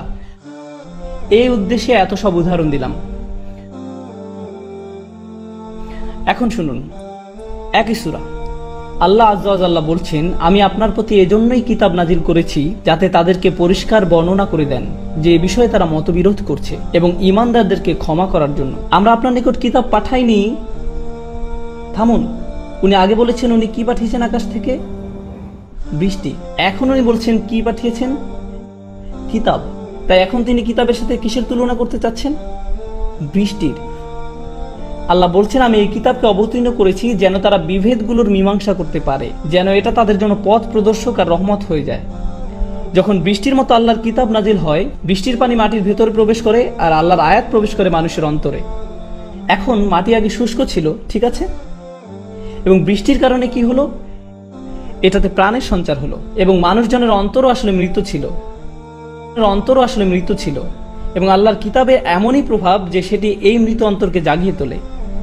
মুসলিম কমিউনিটির অনেক সমস্যা থাকতে পারে, মিথ্যা কথা বলা হতে পারে, চুরি করা, প্রতারণা করা হতে পারে, আল্লাহর কিতাব ভুলে গেছি আমরা, আমাদের তরুণরা নামাজ পড়ে না, তাদের অন্তর্জাল নোংরা জিনিসে আসক্ত, তারা মুভি দেখে, আমাদের রাজনৈতিক সমস্যা আছে, আমাদের সামাজিক সমস্যা আছে, আমাদের অর্থনৈতিক সমস্যা আছে, নৈতিক সমস্যা আছে। ও মাই গড! কিন্তু একটা ব্যাপার কি জানেন? আপনি একদম মরে যেতে পারেন, কিন্তু আপনার কাছে যদি আল্লাহর কিতাব থাকে যা আপনার অন্তরে প্রবেশ করেছে, কি হবে? আপনি আবার প্রাণ ফিরে পাবেন। হতাশ হবার কোনো কারণ নেই। আমি আপনাদেরকে প্রথমেই হতাশ করেছি যে আমাদের কত সমস্যা, কিন্তু আপনারা জানেন আমাদের একটা সমাধান আছে। ওই সমাধানটা কি? আল্লাহর কিতাব। এবং যখন এটা আপনার অন্তরে ঢুকবে, এমন হয়তো ছিল যে আপনি একদম মৃত ছিলেন, কিন্তু আল্লাহ আপনাকে আবার জীবিত করে ফেলবেন। উনি এমন অন্তরের কথা বলেছেন যেটা শক্ত হয়ে গেছে। ফাকাসাত কুলুবুহুম ওয়া কাসীরুম মিনহুম ফাসিকুন। তাদের অন্তর শক্ত হয়ে গেছে আর তাদের অনেকেই ফাসিক হয়ে গেছে। তার ঠিক পরের আয়াতে আল্লাহ বলছেন, ইয়ালামু আন্নাল্লাহা ইউহিল আরদা বা'দা মাউতিহা। তোমাদের জানা উচিত আল্লাহ মৃত ভূমিতেও প্রাণ ফিরিয়ে আনেন। আল্লাহ এই মৃত উম্মার মাঝেও প্রাণ সঞ্চার করবেন, আপনাকে শুধু পানি দিতে হবে। আর এই উম্মার জন্য পানি কি? তা হলো কোরআন। আর এই উম্মার মাঝে যদি প্রাণ ফেরত না আসে, এর অর্থ হচ্ছে আমরা সঠিকভাবে পানি দিচ্ছি না। এটা তাই মানে। আমি আপনাদেরকে আগেই বলেছি, যখন বৃষ্টি পড়ে তখন কয় ধরনের গাছ হয় তা থেকে? 2। এক ধরনের গাছের জন্য আপনাকেও কাজ করতে হবে, মনে আছে? এবং অনেক ধরনের গুলো কেমন হয়? নিজে নিজেই। জঙ্গলের মাঝখানে একটা আপেল, জঙ্গলের মাঝখানে একটা কমলা, এরা নিজে নিজেই হয়েছে, আমাদের সেখানে কিছু করার নেই। ঠিক একইভাবে এমনকি আজকের দিনেও এমন লোক আছে যারা ইসলাম গ্রহণ করেছে, কিন্তু আপনি তাদেরকে কোনো দাওয়াত দেননি, আপনি কোনো চেষ্টা করেননি, আপনি কিছুই করেননি। আল্লাহ শুধু তাদের অন্তরে পানি দিয়েছেন এবং তারা নিজে নিজে ইসলামে এসেছে, নিজে নিজে ইসলামে এসেছে। এটা এখনকার সময়ও হয় এরকম নাকি না? ঠিক জঙ্গলের মাঝে যেভাবে ফল জন্মে সেরকম, কোনো মানুষ্য চেষ্টা ছাড়াই, শুধুমাত্র আল্লাহর ইচ্ছার দ্বারা। এমন অনেক লোক আছে যারা শুধুমাত্র ইসলাম গ্রহণ করেছে আল্লাহর ইচ্ছায়। আমি চমৎকৃত হয়ে যাই, হতভম্ব হয়ে যাই। কখনো কখনো কোনো ইমেল দেখে, কখনো কোনো আলোচনা থেকে আমি মাঝে মাঝে শকড হয়ে যাই। এখন আমার মাথা বেজে যাচ্ছে। আমি ফিরছিলাম আমার পরিবারের সাথে এক এয়ারপোর্টে, এবং সেখানে একজন ফ্লাইট অ্যাটেন্ডেন্ট ছিলেন। এটা ম্যারিল্যান্ডের ঘটনা। ফ্লাইট অ্যাটেন্ডেন্ট হেঁটে গেল। আপনারা জানেন ওরা কীরকম পোশাক পরে। আমি আমিরাতের ফ্লাইট অ্যাটেন্ডেন্টের কথা বলছি না, আমি বলছি স্পিরিট এয়ারলাইনের মতো আমেরিকান ফ্লাইটের অ্যাটেন্ডেন্টের কথা। সে হেঁটে যাচ্ছিল আর আমাকে বললো, আমি তোমার ভিডিওগুলো দেখেছি, দোয়া করো যেন আমি দ্রুত একজন মুসলিম হয়ে যেতে পারি। আমি ভাবলাম, ওয়াও, এটা কিভাবে ঘটলো? আমি তো তাকে দাওয়াত দেইনি, আমি তো তাকে চিনিও না, আমি তার দিকে কোনো পদক্ষেপ নেইনি। আমি শুধুমাত্র কোরআন নিয়ে পড়াশোনা করেছি আর ইউটিউবে একটি ভিডিও পোস্ট করেছি। বাকি সবকিছু কে করলো তার জন্য? আল্লাহ পাক করেছেন। তিনি মানুষের হৃদয়ে বৃষ্টি ঝরাতে পারেন, আমি কিছুই করিনি। এটা ওই মহিলার প্রতি আল্লাহ পাকের উপহার। আল্লাহ পাক আমাকেও যেন পুরস্কৃত করেন, যদিও আমি কিছুই করিনি। আল্লাহ পাক তাকে ইসলামের পথে নিয়ে আসুক। এরকম শত শত হাজার হাজার মানুষ আছে। এক খ্রিস্টান মহিলা গত সপ্তাহে আমাকে ইমেল করলো।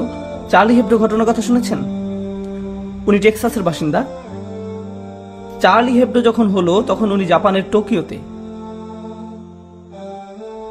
উনি বলছিল যে কে এই নবী যাকে নিয়ে তারা এত মস্করা করছে। আমি বেশ উৎসুক হলাম। আমি ইউটিউবে ভিডিও খোঁজা শুরু করলাম আর আপনার ভিডিওগুলো পেলাম, দেখতে শুরু করলাম। আমি এত ভিডিও দেখেছি আপনার যে আমার ফোনের নেট প্যাকেজ শেষ হয়ে যায়। ট্রেনে বসে বসে দেখি।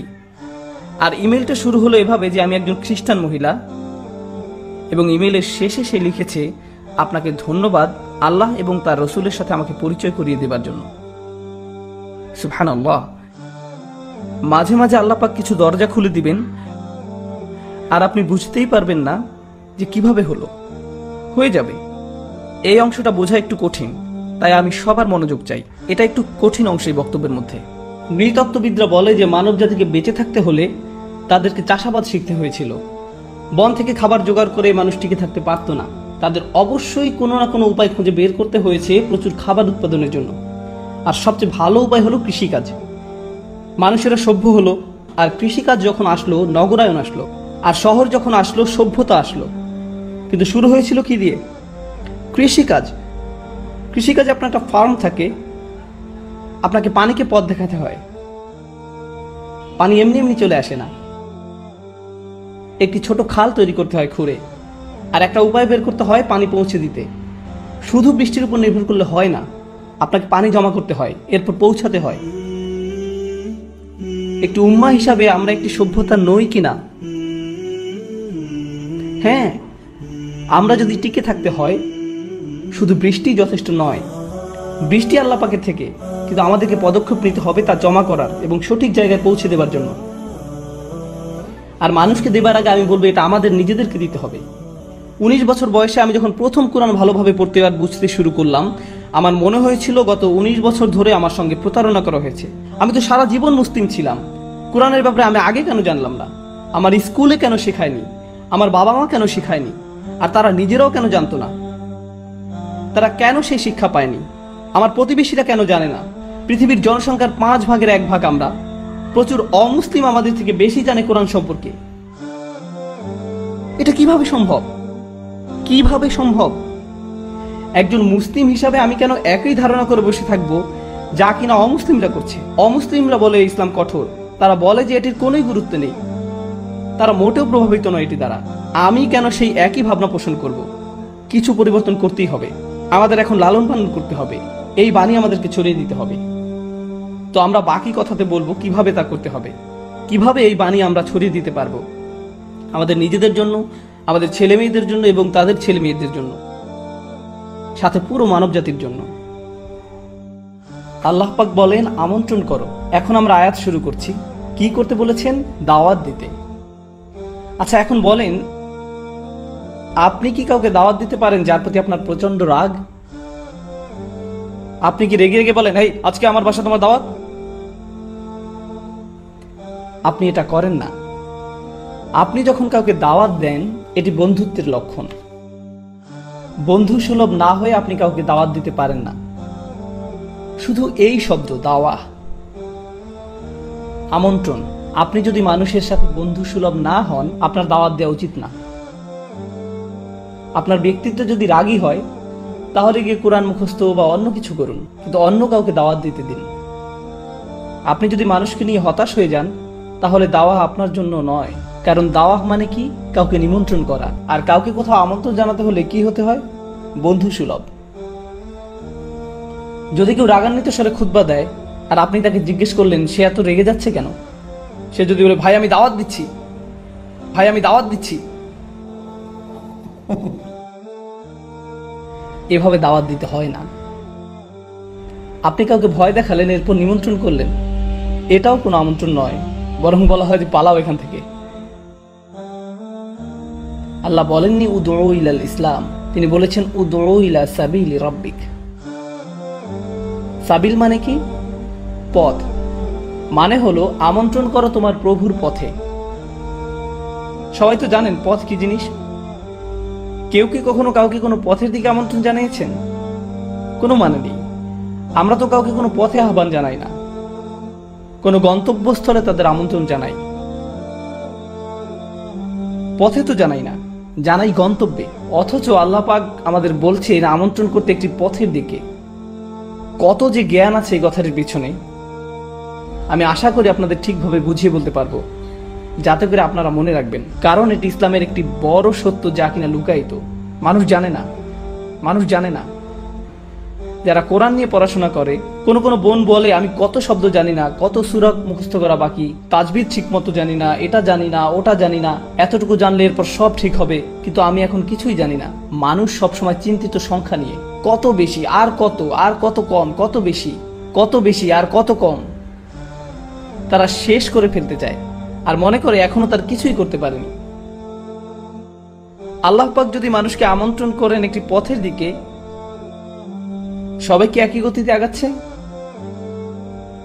না, কেউ খুব দ্রুত আগাচ্ছে, কেউ খুবই ধীরে, কেউ এতই ধীরে আপনি তাদের কোন অগ্রগতি দেখতে পাবেন না।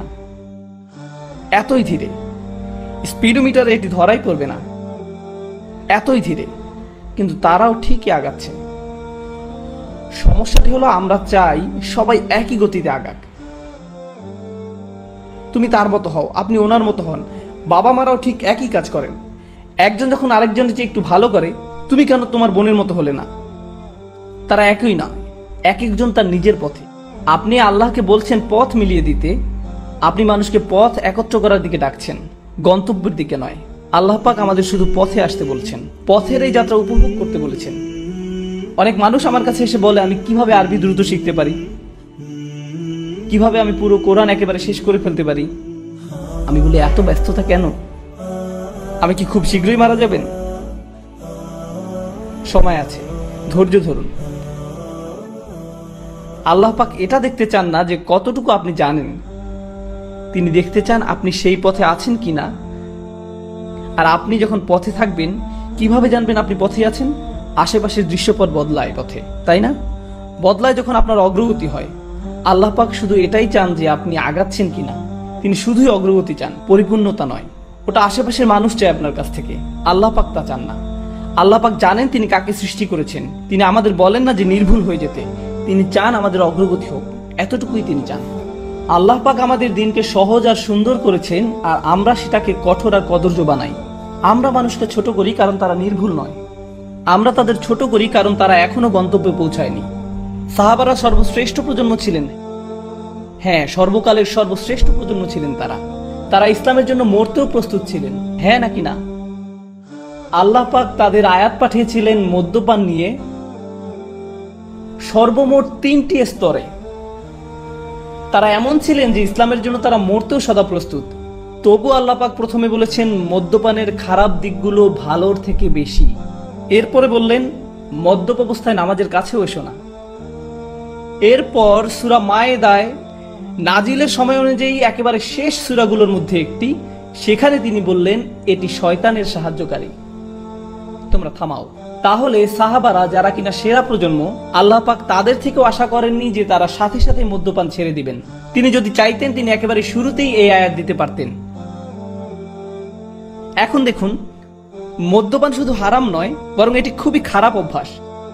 এখানে পার্থক্য আছে। যেমন শুকর খারাপ কিছু নয়, কিন্তু এটি হারাম। আপনি শুকর দেখে বললেন আস্তাগফিরুল্লাহ, শয়তান। না না, এটি শুকর, না খেলেই চলবে। আল্লাহ পাক বানিয়েছেন এটি খারাপ কিছু নয়। কিন্তু মদ্যপান এটি শুধু হারাম নয়, এটি একটি খারাপ অভ্যাসও বটে। সব সময় এটি শয়তানের সাহায্যকারী ছিল। কুরআন নাজিলের প্রথম বছরেও শয়তানের সাহায্যকারী ছিল, কুরআন নাজিলের 23তম বছরেও এটি শয়তানের সাহায্যকারী ছিল। কিন্তু এটি খারাপ হলেও আল্লাহ পাক সিদ্ধান্ত নিয়েছেন যে সাহাবারা ওই পথে যথেষ্ট আগায়নি, তাই তারা প্রস্তুত নয়, তারা আরেকটু আগাক। তাই প্রথমে বললেন যে খারাপ দিকগুলো ভালোর থেকে বেশি। এরপর আরেকটু আগানোর পর বললেন যে অন্তত ওই অবস্থায় নামাজে এসো না। তারপর একটা সময় পরে তিনি বললেন হ্যাঁ, এখন তোমরা প্রস্তুত, এখন থামো। সর্বশ্রেষ্ঠ প্রজন্মকেও আল্লাহ পাক সময় দিয়েছেন অনেক এই পথে অগ্রসরের জন্য। আর আমরা কি করি? আজকে যদি একজন মদ্যপ ব্যক্তি মসজিদে আসে, একেবারে মদ্যপ, কয়েকটি বিয়ার খেয়েছে সে, বেশ দূরে থেকেও আপনি গন্ধ পাচ্ছেন, এসে ঢুলতে ঢুলতে বললো আমি নামাজ পড়তে চাই, কি করবো আমরা তাকে নিয়ে? ঘাট ধরে বের করে দিবেন। আর যখন বের করে দিলেন, এরপর সে কোথায় যাবে? আবার সেই বারে আবার মদ খেতেই যাবে। সে আল্লাহ পাকের ঘরে এসেছিল, সে আল্লাহর পথে অনেক বড় একটি পদক্ষেপ নিয়েছিল, আর আপনারা বললেন ফিরে যাও। এই পদক্ষেপ আমাদের জন্য যথেষ্ট নয়, ফিরে যাও। আল্লাহ পাক চান যেন এই পথে আপনি অগ্রসর হন, আর আপনাকে অন্যদেরকে সাহায্য করতে হবে এই পথে অগ্রসর হবার জন্য। হয়তো কেউ একটু বেশি সময় নেবে আর কেউ কম সময় নেবে। আল্লাহ পাক আমাদেরকে উদাহরণ দিয়েছেন মাটিতে বীজ বপনের, তাই না? আপনাদেরকে বলি, গত 1 বছরে আমার লেকচারগুলোতে এই একই প্রশ্ন আমাকে প্রায় 1000 বার করা হয়েছে। একই প্রশ্ন আমাকে প্রায় 1000 বার করা হয়েছে। লোকজন আসে এবং বলে ওস্তাদ আমার স্বামী নামাজ পড়ে না, আমার ছেলে নামাজ পড়ে না, আমার স্ত্রী নামাজ পড়ে না, আমার বোন একদমই সালাত আদায় করে না, আমার চাচা নামাজ আদায় করে না, আমার বাবা ঠিকমতো নামাজ আদায় করে না, আমি কিভাবে তাদের নামাজ পড়াতে পারি? এমন একটা কিছু বলুন যাতে তারা একদম একেবারে বদলে যায়। আমি তখন বলি আচ্ছা দাঁড়ান, ভেবে দেখি। এমন কিছু আমার কাছে নেই। একজন কৃষক প্রথমে কি করেন? বীজ মাটিতে বপন করেন, এরপর পানি দেন, এরপর ঘুমাতে যান, উঠে দেখেন পরিষ্কার আছে কিনা, এরপর আবার পানি দেন, এরপর ঘুমাতে যান, আবার পরের দিন আবার দেখেন, পোকামাকড় থাকলে সরান, আল্লাহ পাকের কাছে দোয়া করেন। এত কিছু তিনি কেন করেন? কোনো অগ্রগতি কি তিনি দেখতে পান? না, যা হচ্ছে সব মাটির নিচে, সে নিজে কিছুই দেখতে পায় না। সে কি বলে যে এখনই ফসল ফলাতে হবে? বীজটা মাটি থেকে টেনে বের করে এরপর আবারও টানাটানি করে দেখি কিছু হয় কিনা। আল্লাহ পাক কোরআন নাজিলকে আকাশ থেকে পানি নেমে আসার সাথে তুলনা করেছেন। আর পানি যখন আসে, পৃথিবীতে জীবন কি সাথে সাথে শুরু হয় নাকি সময় লাগে? সময় লাগে। অনেকে তাদের জীবন খুবই দ্রুত পরিবর্তন করতে পেরেছেন, আবার অনেকের সময় লেগেছে। সময় লাগে। হযরত আবু বকর রাদিয়াল্লাহু তাআলা আনহু সাথে সাথে নিজেকে পরিবর্তন করতে পেরেছিলেন, কিন্তু অনেক সাহাবার সময় লেগেছে। ওমর বিন খাত্তাব প্রায় 5 বছর লেগেছে। আবু সুফিয়ান রাদিয়াল্লাহু তাআলা আনহু আরো বেশি। এক রাতেই সবকিছু হয়ে যায় না। মানুষ শুধু আবু বকর সিদ্দিক রাদিয়াল্লাহু তাআলা আনহু এর উদাহরণ দেয়, কিন্তু জানতে হবে যে আবু বকর সিদ্দিক রাদিয়াল্লাহু তাআলা আনহু অনেক বড় এক উদাহরণ, এমনকি সাহাবাদের মাঝেও অনেক বড় উদাহরণ। তাহলে আপনার কি হবে? মানুষ একেবারে সর্ববৃহৎ উদাহরণ আনে আর আপনার হতাশা জাগে। অথচ আরো হাজার হাজার সাহাবা রাদিয়াল্লাহু তাআলা আনহু রয়েছেন যারা আবু বকর সিদ্দিক রাদিয়াল্লাহু তাআলা আনহুর মতো একইভাবে একই পথে অগ্রসর হননি। তারা তাদের সময় নিয়েছেন। আল্লাহ পাক কিন্তু তাদের উপরও খুশি, তাদের উপরও খুশি। মানুষকে ডাকুন প্রজ্ঞার সাথে, তাদেরকে শুনতে দিন, তাদেরকে বড় হবার সময় দিন, তাদেরকে শুনতে দিন। আমি ইংল্যান্ডে লেকচার দিচ্ছিলাম, শেষ হবার পর এক মহিলা এসে বলল, দয়া করে কাউকে কিছু বলবেন না, আমি একজন শিয়া। আমি আপনার লেকচার শুনছি 1 বছর ধরে, বেশ উপকৃত হয়েছি, কাউকে কিছু বলবেন না। কেন জানেন? কারণ ওটা ছিল বার্মিংহাম।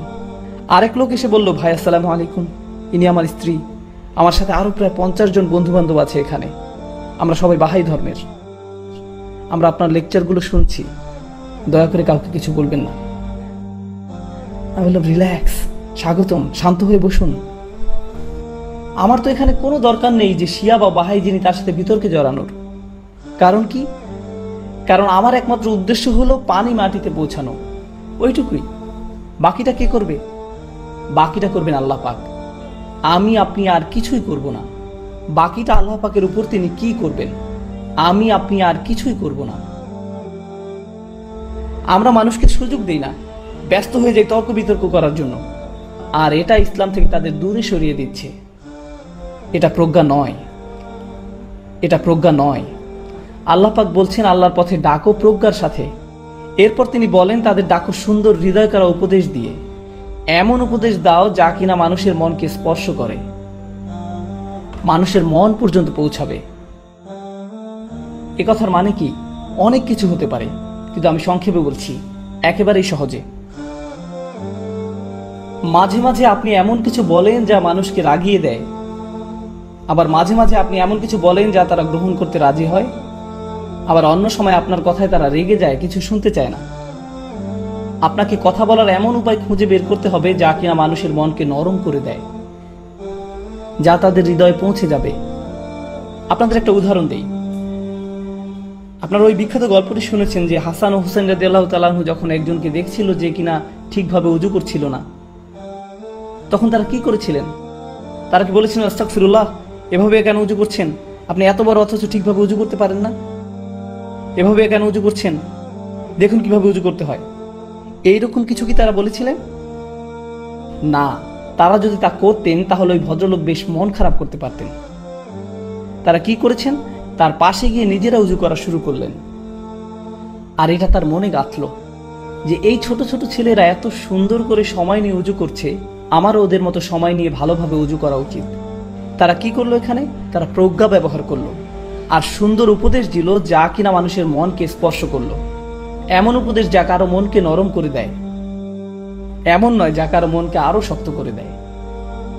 কেউ যদি আপনার সাথে তর্ক করার মানসিকতা নিয়ে আসে, সরে যান ওখান থেকে।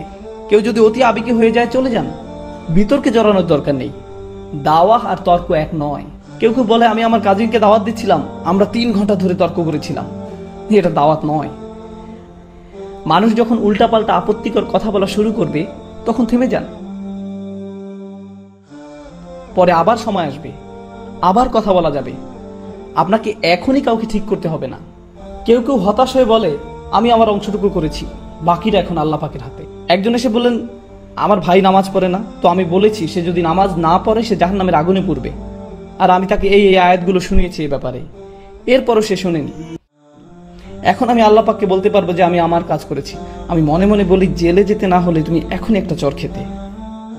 মানে কি? তুমি তোমার কাজ করে ফেলেছো, মাদর। আমরা নবী আলাইহিস সালামদের উদাহরণ অনুসরণ করি। তারা কি আয়াতগুলো একবার করে বলেছিল যে আমি আমার কাজ করে ফেলেছি, ইয়া আল্লাহ তাদের ব্যবস্থা করুন, বন্যা শুরু হোক? এইভাবে কিছুই হয় না, এইভাবে কিছুই হয় না। আপনি কাউকে উপদেশ দিবেন, এরপর আবার দিবেন, আবার দিবেন, আবার যাবেন, আবারও যাবেন, আবার বলবেন, যতক্ষণ না পর্যন্ত আপনি মারা যাচ্ছেন। কেউ কেউ এসে বলে, এমনকি নূহ আলাইহিস সালামও ঠিকই এক সময় হাল ছেড়ে দিয়েছিলেন। আমি তখন বলি, আচ্ছা আপনিও 950 বছর ধরে দাওয়াত দিন, এরপর হাল ছেড়ে দিন। আর একটু বয়স হোক, এরপরে নূহ আলাইহিস সালামের উদাহরণ আনবেন। আমরা প্রজ্ঞা ব্যবহার করি না, সুন্দর উপদেশ যা মন স্পর্শ করবে তা দেই না। আপনাদের বলি, হয়তো এ কথা বলার জন্য আমাকে ঝামেলায় পড়তে হবে, পরোয়া করি না। যখন এখানে এসেছি একটা ব্যাপার আমি খুবই কষ্ট পেয়েছি।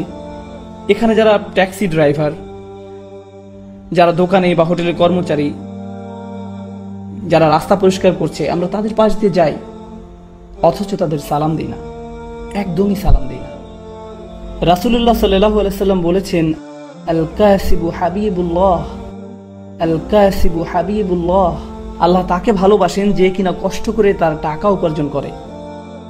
তো ওই পাঠান লোকটি যে কিনা সারাদিন নান বানাচ্ছে, তার পরনের কাপড় যা সাদা ছিল এখন বাদামি হয়ে গেছে, সে আপনার পাশ দিয়ে গেল আর আপনি মুখ বাঁকিয়ে বললেন এরা এখানে কি করছে? না না না না না, আল কাসিব হাবিবুল্লাহ, তারা অন্তত আপনার সালাম পাওয়ার তো যোগ্য, তারা অন্তত আপনার সালাম পাওয়ার তো যোগ্য। আর আমরা এই একই ধারণা নিয়ে আসছি যে কেউ কেউ অন্য কারো থেকে উপরে। আমাদের ধর্মে এমন কিছুই নেই, সকল মানুষ সমান, সবাই। আর বিশেষ করে মুসলিমরা, সকল মুসলিম একে অপরের ভাই ভাই, সকল মানুষ সমান, সবাই। হোটেলে আসার পর একজন এসে বলল, স্যার আপনার সাথে কি একটু ছবি তুলতে পারি? আমি বললাম যে স্যার কেন বলছেন, আমি তো আপনার ভাই। Okay sir. স্যার ভাই আমি কি আপনার সাথে একটি ছবি তুলতে পারি? তাদের মনের ভিতরে এই ধারণা ঢুকিয়ে দেওয়া হয়েছে কেউ কেউ কারো থেকে উপরে। এটা ঠিক নয়, সবাই সম্মানিত এই দিনে। আমরা যখন নামাজে দাঁড়াই তখন এক কাতারে দাঁড়াই নাকি? দাঁড়ানোর আগে কি কারো পাসপোর্ট চেক করা হয়? এরপর বেছে বেছে প্রথম কাতারে পাঠানো হয়, জিজ্ঞেস করা হয় যে আপনি কত টাকা আয় করেন, যান আপনি চতুর্থ কাতারে যান। আপনি তো তা করেন না। নামাজও আমাদেরকে এটাই শিখাচ্ছে যে প্রত্যেক মানুষ সমানভাবে সম্মানিত। আর এটা শুধু এই সমাজের সমস্যা নয়, এটা শুধুমাত্র উপসাগরের দেশের সমস্যা নয়। একই কাণ্ড ঘটছে পাকিস্তানে, মিশরে, বাংলাদেশে, ভারতে। আমি নিজের চোখে দেখেছি, এক ধনী পরিবার রেস্টুরেন্টে আসলো, তাদের 12 বছর বয়সী ছেলেটা জানালার বাইরে উকি দিল। তো তখন এক বৃদ্ধ লোক এসে বলল, স্যার চা লাগবে? প্রায় 60 বছর হবে বয়স। আর ছেলেটা বলল, যা নিয়ে আয়, যেন সে 5 বছরের কারোর সাথে কথা বলছে। জি দিদি নিয়ে আসছি। আমি যদি গ্রেপ্তার না হতাম তো ওই ছেলেকে তখনই ওখান থেকে বের করে আনতাম আর জিজ্ঞেস করতাম উনি ওর চেয়ে কত বছরের বড়। বড়দেরকে সম্মান দেখাতে হয়। কোরআন মুখস্থ করার উদ্দেশ্য কি? আল্লাহ পাকের কালাম শিখা হলো, অথচ এই সকল কর্মচারীদের সম্মান দেখানো আমরা শিখলাম না, এইসব ট্যাক্সি ড্রাইভারদের সম্মান দেখানো আমরা শিখলাম না। তাহলে এই শিখার লাভ কি? কি শিখছেন? কেন শিখছেন? তাহলে আমাদের ধ্যান ধারণা পরিবর্তন করতে হবে। তাদেরকে ভালো উপদেশ দিন, সমান হিসাবে দেখুন, সম্মান করে কথা বলুন। সকল মানুষ সম্মানের প্রাপ্য, সবাই, শুধু মুসলিমরা নয়, এমনকি অমুসলিমও, সকল মানুষই সম্মানের প্রাপ্য। কেন তারা ইসলামের দিকে আসতে চাইবে যখন তারা আমাদের এইভাবে দেখবে? কি দেখিয়েছি তাদের আমরা? তাদেরকে ভালো উপদেশ দিন, সম্মান করে কথা বলুন। মানুষ বলে যে উম্মার সমস্যা হলো রাজনৈতিক, সমস্যা হলো অর্থনৈতিক, সামাজিক সমস্যা ইত্যাদি। আমি বলি সমস্যা হলো প্রজ্ঞার, হিকমার সমস্যা, মাওয়াইজাতুল হাসানার প্রবলেম। এটাই আমাদের সত্যিকারের সমস্যা। আর দাওয়া মানে এই না যে আপনি সবসময় নরম। আল্লাহ পাকের সবকিছুই ব্যালেন্সড, সবকিছুই ব্যালেন্সড। মাঝে মাঝে কেউ আপনাকে আক্রমণ করে, মজা নেয়, রাসূলুল্লাহ সাল্লাল্লাহু আলাইহি সাল্লামকে অপমান করে, এমন কিছু যখন হয় তখন নরম হবার সময় নয়, কঠোর হবার সময়। আল্লাহ পাক বলেন, উদউ ইলা সাবিলি রাব্বিক বিল হিকমা ওয়া মাউইযাতিল হাসানা ওয়া জাদিলহুম বিল্লাতি হিয়া আহসান। আর তখন তাদের সাথে আলোচনা করো উত্তম পন্থায়, এমন ভাবে যা কিনা তার চেয়ে ভালো। তারা তর্ক করলে আপনি আরো ভালোভাবে বুঝান, তারা রেগে গেলে আপনি শান্ত থাকুন, খারাপ কথা বললে আপনি ভালো কথা বলুন। কারণ আপনি যখনই জবাব দিবেন তা কেমন হওয়া উচিত? যা বলা হচ্ছে তার চেয়ে আরো ভালো কিছু হওয়া উচিত। যখন তারা আমাদের রাসূল সাল্লাল্লাহু আলাইহি সাল্লামকে অপমান করে তখন কি হয়? আমরা কিভাবে জবাব দিই? ইউটিউবে আপনারা মুসলমানদের কমেন্ট দেখবেন এরকম, এ কাফেররা, আমরা তোমাদের ঘৃণা করি, আমরা তোমাদের হত্যা করতে যাচ্ছি, আল্লাহর জন্য গালাগালি। কি সমস্যা আমাদের? ইউটিউবে বাজে মন্তব্য করা বন্ধ করুন। কেউ আপনার কমেন্টকে গুরুত্ব দেয় না। আমাদেরকে এমন মানুষে পরিণত হতে হবে যারা পরিপক্কতার সাথে কথা বলে। আমাদের একটি বৈশিষ্ট্য হলো আমরা বুদ্ধিবৃত্তিক জাতি, আমরা স্মার্ট, আমরা আবেগপ্রবণ নই। কিন্তু এখন পৃথিবীর মানুষ আমাদেরকে আবেগপ্রবণ মানুষ হিসেবে মনে করে। আর এটা আমাদের একটি অনেক বড় ত্রুটি, কারণ আমরা এখনো আল্লাহর বই থেকে শিখিনি কিভাবে প্রজ্ঞার সাথে জবাব দিতে হয়। আমরা শুধু জানি কিভাবে আবেগপ্রবণ হয়ে জবাব দিতে হয়। আমাদের নিজেদের অবস্থান উন্নত করতে হবে এবং সুন্দরতম পন্থায় তাদের সাথে বিতর্ক করতে হবে। মানুষকে বিচক্ষণতার সাথে দাওয়াত দিতে হবে, কাউকে সাহায্য করা, উপদেশ দেয়া। জানেন এসব ক্ষেত্রে কি হয়? একটা খুব বড় সমস্যা দেখা দেয়। আমি যখন কাউকে উপদেশ দিচ্ছি, সমস্যা হলো মাঝে মাঝে আমি এটা ভেবে ফেলি যে আমি তার চেয়ে উত্তম, আমি ভাবি তার থেকে আমি ভালো, তাই তার আমার উপদেশের দরকার। আর এটা বেশ বড় সমস্যা, বিশেষ করে আপনি যখন উপদেশ দিতে অভ্যস্ত হয়ে পড়েন। আপনি যদি ভেবে বসেন আপনি অন্যদের চেয়ে অনেক ভালো। শুনুন, আমার কাছে এই মাইক আছে, 18টা ক্যামেরাম্যান আমার দিকে ক্যামেরা তাক করে রেখেছে, কিন্তু এইসবের কোনো মূল্য আমার কাছে নেই। আমি কোনো অংশে আপনাদের চেয়ে উত্তম নই, আর আপনিও আমার চেয়ে উত্তম নন। শুধু আল্লাহই বলতে পারেন কে কার চেয়ে উত্তম, শুধুমাত্র আল্লাহ জানেন। এসব কোনো মর্যাদার মানদণ্ড নয়, তা হতে পারে না। আল্লাহ কি বলছেন? ইন্না রাব্বাকা হুয়া আ'লাম বিমান দাল্লা আন সাবিলিহি ওয়া হুয়া আ'লামু বিল মুহতাদিন। আপনার রব, তিনিই একমাত্র জানেন কে পথ হারিয়েছে, কে পথ ভ্রষ্ট হয়েছে সঠিক পথ থেকে। আল্লাহ ভালো জানেন আমি বিপথে আছি না আপনি। আমি তো এটাও জানি না আমি নিজে সঠিক পথে আছি কিনা, এতটুকু জ্ঞান আমার নেই। আপনাকে পথ নির্দেশনা দেওয়ার আগে আমার বুঝতে হবে আল্লাহ একমাত্র জানেন আমার মর্যাদা কতটুকু। আল্লাহ একমাত্র জানেন আমার মর্যাদা কতটুকু, আমার আসল অবস্থান কোথায়। তো আমাকে আল্লাহর সামনে নত থাকতে হবে অন্য কাউকে উপদেশ দেওয়ার আগে। আমি কখনো বলি না সুবহানাল্লাহ, এই লোকগুলো পুরোপুরি বিভ্রান্তির মধ্যে আছে, আমার এদেরকে সাহায্য করতে হবে। এটা ভাববার আগে একটু থামুন, আমি তো নিজের অবস্থান কোথায় তাও জানি না। আর দ্বিতীয়ত, যখন কাউকে উপদেশ দিচ্ছেন অথচ তারা আপনার কথা শুনছে না, তারা সেভাবে পরিবর্তিত হচ্ছে না যেভাবে আপনি চাইছেন, তাদের কোনো রূপান্তর দেখা যাচ্ছে না, এর মানে কিন্তু এই না যে তারা পথভ্রষ্ট। হয়তো কোনো বীজ বেড়ে উঠছে কিন্তু আপনি তা দেখতে পাচ্ছেন না। তবে আল্লাহ জানেন ভিতরে কি হচ্ছে, আমরা শুধু জানি বাহিরে কি হচ্ছে। আর বাহিরেরটা দেখি আমরা অধৈর্য হয়ে পড়ি, আর ভিতরে কি হচ্ছে সে ব্যাপারে কোনো খেয়াল করি না। আর আপনাদের প্রতি এটা আমার শেষ মন্তব্য, এই কথা দিয়ে আজ শেষ করতে চাই, কারণ এটা এই উম্মতের সবচেয়ে গুরুত্বপূর্ণ সমস্যাগুলোর একটি। আজকের এই উম্মতের সবচেয়ে বড় সমস্যা হলো জ্ঞানের অভাব। এই অভাবের উপস্থিতি বোঝা যায় যখন আমরা বাহ্যিক দিক দেখে ব্যতিব্যস্ত হয়ে পড়ি, অথচ অন্তর্গত বিষয়গুলো নিয়ে ভাবি না। এমনকি ইসলামিক কর্মকাণ্ডেও না। একটা ছেলে খুব ভালো কারণ সে সম্পূর্ণ কুরআন মুখস্থ করে ফেলেছে, কিন্তু এটা তো বাহ্যিক বিষয়। একজন ভালো মানুষ সেই যার অনেক ইলম আছে, এটাও তো বাহ্যিক বিষয়, অন্তর্গত বিষয় নয়। আপনার অনেক ইলম থাকা সত্ত্বেও আপনি একজন জঘন্য মানুষ হতে পারেন, এটা সম্ভব, তাই না? আপনি হতে পারেন একজন হাফিজ, কিন্তু আল্লাহ আর রাসূলের ব্যাপারে আপনি এক বিন্দু পরোয়া করেন না। সম্ভব এটা? অবশ্যই। কেউ হাফিজ হলেই যে সে ভালো মানুষে পরিণত হয় এমনটা নয়। হিফজ খুবই গুরুত্বপূর্ণ, আমার সন্তানরাও হিফজ চর্চা করে, কিন্তু হিফজ এই সমীকরণের খুবই ক্ষুদ্র একটা অংশ। আমাদের আগে অন্তরের সমস্যা দূর করতে হবে, এটাই সবচেয়ে গুরুত্বপূর্ণ বিষয়। অন্য সবকিছুর চাইতেও এর গুরুত্ব বেশি। কিছু মানুষ বলে যতক্ষণ না তোমার অনেক ইলম অর্জন হবে তুমি আল্লাহর কাছে কিছুই না। আমি তাদের বলি আমি জানি না আপনি কোন কুরআন পড়েছেন, কারণ এটা সেই কোরআনের শিক্ষা নয় যেটা আমি পড়েছি, এটা সেই কোরআনের বাণী নয়। রাসূলুল্লাহ সাল্লাল্লাহু আলাইহি সাল্লাম কোরআন তেলাওয়াত করছিলেন, আর সে সময় কিছু জিন সে পথ দিয়ে যাচ্ছিল। আপনারা জানেন গল্পটা? রাসূল সাল্লাল্লাহু আলাইহি সাল্লাম কোরআন পড়ছিলেন আর কিছু জিন সে পথ দিয়ে যাচ্ছিল। তারা যখন কোরআন শুনতে পেল তখন বলল, এই চুপ, এটা কি শুনতে পাচ্ছি? যখন সম্পূর্ণ তেলাওয়াত শেষ হলো তারা তাদের জাতির নিকট ফিরে গেল এবং দাওয়াত দিতে শুরু করলো। কতটুকু সময় ধরে জিন জাতি কোরআন শুনেছিল? কয়েক মিনিট। তারা কি তাফসীরের উপর কোনো ডিগ্রি পেয়েছিল কোনো ডিগ্রি?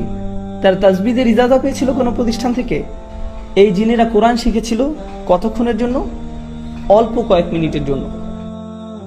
অথচ এরপরে কি হলো? তারা তাদের স্বজাতির কাছে ফিরে গিয়ে তাদের আল্লাহর কিতাবের প্রতি আহ্বান জানানো শুরু করলো। আর তাদের দাওয়া এতটা চমৎকার ছিল যে আল্লাহ তা কোরআনের অংশ পরিণত করেছেন। আমরা এই কোরআনেই তাদের উক্তি পেয়েছি। এই জিনেরা কি উলামা, ফুকাহা? না, এরা সাধারণ জিন, তাদের প্রজাতির সাধারণ সদস্য। কিন্তু জানেন আল্লাহর কাছে তাদের অসাধারণ হওয়ার কারণ কি? তাদের আন্তরিকতা। আমরা ধর্মকে জটিল করে দিতে পছন্দ করি, কিন্তু আল্লাহ তার দ্বীনকে সহজ করতে পছন্দ করেন। আল্লাহর দ্বীন জটিলতা মুক্ত, সুন্দর, এটা সাদাসিধা, এতটা সাদাসিধা যে একজন জিনও সেটা বুঝতে পারেন, অথচ তাদের কোনো পিএইচডি ডিগ্রি নেই, তবুও তারা বুঝতে পেরেছেন। আমরা সহজকে জটিল বানাতে পছন্দ করি। আমরা ইসলামের সবকিছু শিখতে চাই জটিল উপায়ে, আর আল্লাহ তা শিখাতে চান সহজ সরল উপায়ে। এটাই আল্লাহর প্রজ্ঞা, সহজ করে দেয়া। আমরা জটিলতা তৈরি করি। কেউ কোরআন পড়ছে আর আমরা তাকে গিয়ে জিজ্ঞেস করি, আপনি কোথা থেকে ইজাজা পেয়েছেন? এটা কি হাফস আল আসিম নাকি ওয়ার্শ? আপনার তো কলকলা আরো লম্বা হওয়া উচিত ছিল। মাপ ঠিক করতে হবে। এরপর আপনি 3 বছর অতিবাহিত করবেন তাজভিদ শিখতে, অন্য সব কিছু বাদ দিয়ে। আপনি এই শিক্ষাকে কঠিন করেছেন। অতীতে কখনোই এমনটা হতো না, কখনোই না। আমরা দিন শিক্ষা কঠিন করে ফেলেছি। কেউ এসে বললো, আমি একজন মুসলিম। তাই নাকি? আপনি মুসলিম? আপনার আকীদা কি? আমার আকীদা, আমি একজন মুসলিম। কিন্তু আপনি কি বিশ্বাস করেন? লা ইলাহা ইল্লাল্লাহ। না, মানে আকীদার উপর কোন বইটা পড়েছেন? আমি তো কোনো আকীদার বই পড়িনি, আমি কেবল জানি আল্লাহ এক সত্তা। না ভাই, আপনার আকীদা শিখতে হবে, আপনাকে এর গভীরে যেতে হবে, গভীরভাবে বুঝতে হবে। থামুন, কিছুটা পিছের দিকে ফিরে যাই। ইব্রাহিম আলাইহিসসালাম, কোরআনে তার ব্যাপারে কি বলছে শুনুন। তা কি কঠিন নাকি সহজ? সহজ। অথচ আমরা কি পছন্দ করি? সবচেয়ে সহজ জিনিসটাকে কঠিন করে দেয়া। আমরা এটা করতে খুবই ভালোবাসি। আমি বলছি না যে আকীদা পড়বেন না। যারা তালাবুল ইলম, যারা মুতামাইয়িজ হবেন, যারা এসব ক্ষেত্রে শিক্ষার্থী হবেন, অবশ্যই আপনারা এসব পড়বেন। কিন্তু সাধারণ মানুষদের ছেড়ে দিন, তাদের জন্য এসব সহজ করে দিন। কারণ ইব্রাহিম আলাইহিসসালাম দিনকে সহজ রেখেছিলেন, সালিহ আলাইহিসসালাম সহজ রেখেছিলেন, ঈসা আলাইহিসসালাম সহজ রেখেছিলেন আল্লাহর প্রেরিত মানবতার শ্রেষ্ঠ শিক্ষক, সবচাইতে সেরা শিক্ষক আমাদের নবীগণ। আর তাদের শ্রেষ্ঠ কথাগুলোই কোরআনে স্থান পেয়েছে। আপনি ঈমান শিক্ষা দেওয়ার জন্য আল্লাহর বইয়ের চেয়ে ভালো বই পাবেন না, তা সম্ভব নয়। অথচ আল্লাহ ইসলামকে সহজ রেখেছেন আর আমরা কঠিন করে ফেলেছি। আল্লাহে আমরা তা করি। আমরা মানুষের প্রতি নির্দয়, অথচ আল্লাহ ক্ষমাশীল। একদম শেষে আমি যেই ধারণা শেয়ার করতে চাই তা হলো, আমাদের কোনো ভারসাম্য নেই। আমরা যেভাবে ইসলামকে মানুষের সামনে তুলে ধরি, এতে করে মুসলিমদের জন্য ইসলাম পালন করা কষ্টকর হয়ে দাঁড়িয়েছে। অনেক মুসলিমের ধারণা তারা সব কাজে আল্লাহর অবাধ্যতা করছে, আর আল্লাহ শুধু তাদের শাস্তি দিবেন। আল্লাহ সব সময় তাদের উপর রেগে আছেন। অথচ আল্লাহ নিজেই বলছেন, মা ইয়াফআলুল্লাহু বিআযাবিকুম। আল্লাহ তোমাদের শাস্তি দিয়ে কি করবেন? আল্লাহ আপনাদের শাস্তি দিতে চান না। আমাদের আবার এই দিনের রহমতের কথা প্রচার করতে হবে, এই কিতাবের রহমতের বাণী প্রচার করতে হবে, এই বৃষ্টির বর্ষণ হতে হবে। আবার বৃষ্টি আল্লাহ রহমতের এক নিদর্শন, তাই না? তাই কোরআন আল্লাহর প্রেরিত রহমত। শেষ বক্তব্য, কোরআন কিভাবে আমাদের জন্য রহমত সে ব্যাপারে কিছু বলি। কোরআন কিভাবে আমাদের জন্য রহমত সে ব্যাপারে কিছু বলি। আমি কাতারে সূরা আর রহমান নিয়ে কথা বলেছিলাম। এখানে শুধু একটা জিনিস শেয়ার করব, শুধু একটা বিষয়। আজকে ফিরে যাওয়ার সময় এই কথাটা ভাবতে থাকুন। সূরা আর রহমান শুরু হয়েছে আর রহমান দিয়ে। এটা আল্লাহর খুবই সুন্দর একটা নাম, তাই না? এটা আল্লাহর সেই নাম যাতে ভালোবাসা আছে, যাতে স্নেহ আছে। আল্লাহর সেই নাম যা রাহম শব্দটার সঙ্গে সম্পর্কিত। কত সুন্দর নাম আল্লাহর। বোস্টনে এক মেয়ে এসে আমাকে বলল, আমি ইসলাম ধর্ম ছেড়ে দিয়েছি। আমি জিজ্ঞেস করলাম, কেন ছেড়ে দিয়েছেন? মেয়েটা বলল, সূরা আর রহমানের জন্য। আমি বললাম, কেন? সূরা রহমান আপনার কি ক্ষতি করেছে? সে বলল, সূরা রহমানে আল্লাহ শুরু করেছেন আর রহমান দিয়ে। তিনি বলছেন তিনি ভালোবাসেন, প্রতিপালন করেন, ক্ষমা করেন। অথচ সূরার মাঝখানে তিনি দোজখ নিয়ে কথা বলতে শুরু করলেন। কিভাবে মানুষ সেখানে পুড়তে থাকবে, কিভাবে মানুষকে টর্চার করা হবে, কিভাবে আল্লাহ যিনি কিনা ভালোবাসাপূর্ণ রহমতদাতা, তিনি কিভাবে মানুষকে টর্চার করেন, তিনি কিভাবে এটা করতে পারেন। আর আমার তার সাথে দীর্ঘ কথোপকথন হয়েছে এই নিয়ে। আমি শুধু একটা কথা বলতে চাই, সূরা রহমানে জাহান্নামের যে বর্ণনা দেয়া হয়েছে তার সম্পূর্ণ কোরআনের সবচেয়ে ভয়ঙ্কর বর্ণনাগুলোর একটি। এই বর্ণনা রেটেড, এতে থাকা গ্রাফিক শব্দের কারণে এবং অত্যাধিক ভয়ঙ্কর বিষয়বস্তুর জন্য। আপনি শুনতে পাবেন এখানে জীবন্ত মানুষকে গরম পানিতে ফুটানো হচ্ছে। যখন তাদের ফুটানো হচ্ছে, তারা অন্য পাশে থাকা আগুনের দিকে তাকিয়ে বলবে, বোধহয় আগুনে পোড়া এর থেকে ভালো। তারা ফুটানো পানি থেকে পালিয়ে আগুনের কাছে যাবে। আগুন তাদের পুড়িয়ে ফেলে তারা ফুটন্ত পানির দিকে তাকিয়ে বলবে, না, আমি ফুটন্ত পানিতে যাব। ও আল্লাহ, কি ভয়ঙ্কর! এই বর্ণনা শুনে আপনি কি ভয় পেয়েছেন, ভীত হয়েছেন একটু? কারণ আমি শুনে যথেষ্ট ভীত হয়েছি। আর যেই মাত্র আপনি ভয় পেলেন, আল্লাহ কি বলছেন? ওয়ালিমান খাফা মাকামা রাব্বিহি জান্নাতান। যে তার রবের সামনে দাঁড়াতে ভয় করলো তাকে 2টি জান্নাত দেয়া হবে। আপনাকে ভয় দেখানোর মূল উদ্দেশ্য ছিল নিশ্চিতভাবে আপনাকে জান্নাত প্রদান করা। এটাই ছিল মূল উদ্দেশ্য। তিনি আপনাকে ভয় দেখালেন আর তারপর বললেন ভয় পেয়েছো, আচ্ছা তোমার জন্য 2টি জান্নাত। সুবহানাল্লাহ। যখন তিনি আপনাকে ভয় দেখান এর বদলে ভালো কিছু উপহার দিলেন। আল্লাহ হলেন এমন। কিন্তু আমরা এমন না, আমরা শুধু মানুষকে ভয় দেখাতে ভালোবাসি, মানুষকে নেতিবাচক কথা বলতে পছন্দ করি। এই সময়টা এই উম্মতের জন্য এক বিষণ্ণ সময়। এই উম্মতের এখন প্রয়োজন ইতিবাচক বার্তা, আর এর জন্য আল্লাহর কিতাবের চেয়ে ভালো বার্তা নেই। যা শুরু হয়েছে আলহামদুলিল্লাহ বলে। এই শব্দ আলহামদুলিল্লাহ এর মানে হলো আমরা আল্লাহর প্রতি কৃতজ্ঞ, আমরা আল্লাহর সমাদর করি সবকিছুর জন্য। সময় যতই খারাপ থাকুক না কেন আমরা ইতিবাচক থাকবো, কারণ প্রত্যেক নামাজ আমরা শুরু করি আলহামদুলিল্লাহ বলে, যার মানে হলো আমাদের অবশ্যই ইতিবাচক হতে হবে। আমরা বিষণ্ণ হলে চলবে না, নেতিবাচক হলে চলবে না, রাগান্বিত হলে চলবে না, জাজমেন্টাল হলে চলবে না। আমাদের কৃতজ্ঞ এবং ইতিবাচক হতে হবে। এটাই আল্লাহর কিতাবের বার্তা। আমাদের এই জ্ঞানকে মনে ধারণ করতে হবে। আমি দোয়া করি আল্লাহ আজ্জা ওয়া জাল্লা আমাদের উপকৃত হওয়ার এবং অন্যদের উপকার করার ক্ষমতা দিন তার কিতাবের প্রজ্ঞা হতে। আর আমি দোয়া করি যেন আল্লাহ সকলকে এই যোগ্যতা দিক যাতে আমরা অন্যদের জন্য দৃষ্টান্ত হতে পারি এই কিতাবের বাণী তুলে ধরার ক্ষেত্রে, নবী সাল্লাল্লাহু আলাইহি সাল্লামের রেখে যাওয়া সুন্নাত প্রতিষ্ঠার ক্ষেত্রে।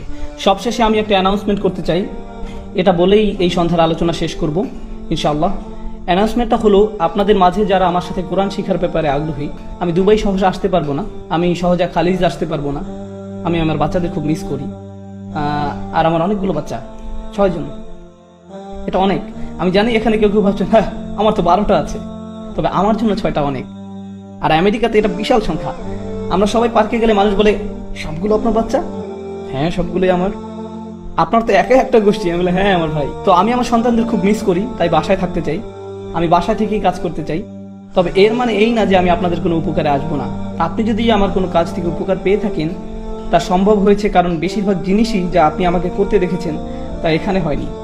আমি কাজটা করেছি টেক্সাসে বসে, আর সেখান থেকে আপনাদের দ্বারে পৌঁছাতে চেষ্টা করেছি। আমি এটাই করতে চেয়েছি। আমি 2টি কোর্সের কথা বলবো, বিশেষ করে এখানে থাকা তরুণদের জন্য আমি 2টা কোর্সের সুপারিশ করব। আপনি যদি আমার কাছে এই 2টি কোর্স স্টাডি করেন তাহলে এটা আপনার কোরআন বোঝার ক্ষেত্রে একটা সুন্দর সূচনা তৈরি করে দিবে। শুধু এই 2টি কোর্স। প্রথম কোর্সটা হলো ডিভাইন স্পিচ। এটা ইউটিউবে নেই, ইউটিউবে 1-2টা ভিডিও থাকতে পারে এই সম্বন্ধে, তবে সম্পূর্ণ কোর্সের নাম ডিভাইন স্পিচ। দ্বিতীয় কোর্স হলো কোরআন ফর ইয়াং অ্যাডাল্টস। প্রথম কোর্স কি ছিল? Divine speech. দ্বিতীয় course Quran for young adults. আমি এই 2টি কোর্স করার পরামর্শ দিচ্ছি, বিশেষ করে এখানে অল্প বয়স্ক যারা আছে তাদেরকে। যেসব পরিবারে যাদের বাচ্চা 10-12 বছর বয়সের, তারা এই 2টি কোর্সই শুরু করতে পারবে। পরিবারের সকলে মিলে কোর্সটা করুন, একটা মজবুত ভিত তৈরি করে দিবে কোরআন শিক্ষায় প্রবেশের আগে ইনশাআল্লাহ। কারণ আপনার একটা ছোটখাটো সূচনা দরকার গভীরে যাওয়ার আগে। এটাই হলো ডিভাইন স্পিচ আর কোরআন ফর ইয়াং অ্যাডাল্টস এর উদ্দেশ্য। আমি একটু বলে দিই ডিভাইন স্পিচে কি নিয়ে কথা বলা হয়। মানুষ জিজ্ঞেস করে আল্লাহ কোরআনে নিজেকে আমরা বলে সম্বোধন করেন কেন? জিজ্ঞেস করে কোরআনের সূরাগুলো ভিন্ন ভিন্ন অর্ডারে সাজানো কেন? জিজ্ঞেস করে কোরআনের বিষয়বস্তু ঘন ঘন পরিবর্তিত হয়ে যায় কেন? সবাই যখন এসব প্রশ্ন করে আমি সকল প্রশ্নকে একত্রিত করে সবগুলোর উত্তর দেওয়ার চেষ্টা করেছি, যাতে আপনার আরো ভালো ধারণা সৃষ্টি হয় যখন আপনি কোরআন পড়ছেন এই বইয়ের বিশেষত্ব নিয়ে, এবং যাতে সঠিকভাবে মূল্যায়ন করতে পারেন। এই 2টি কোর্স অনলাইনে পাবেন। আপনি যদি বাইয়ানার বানান না জেনে থাকেন তবে ইস্তেগফার করুন, 2 রাকাত নামাজ পড়ুন, এরপর উট কুরবানি দিন। ঠিক আছে? বাইয়ানা.tv তে যাবেন, তাহলে ইনশাআল্লাহ এই 2টি কোর্সে অংশগ্রহণ করতে পারবেন। বাইয়ানা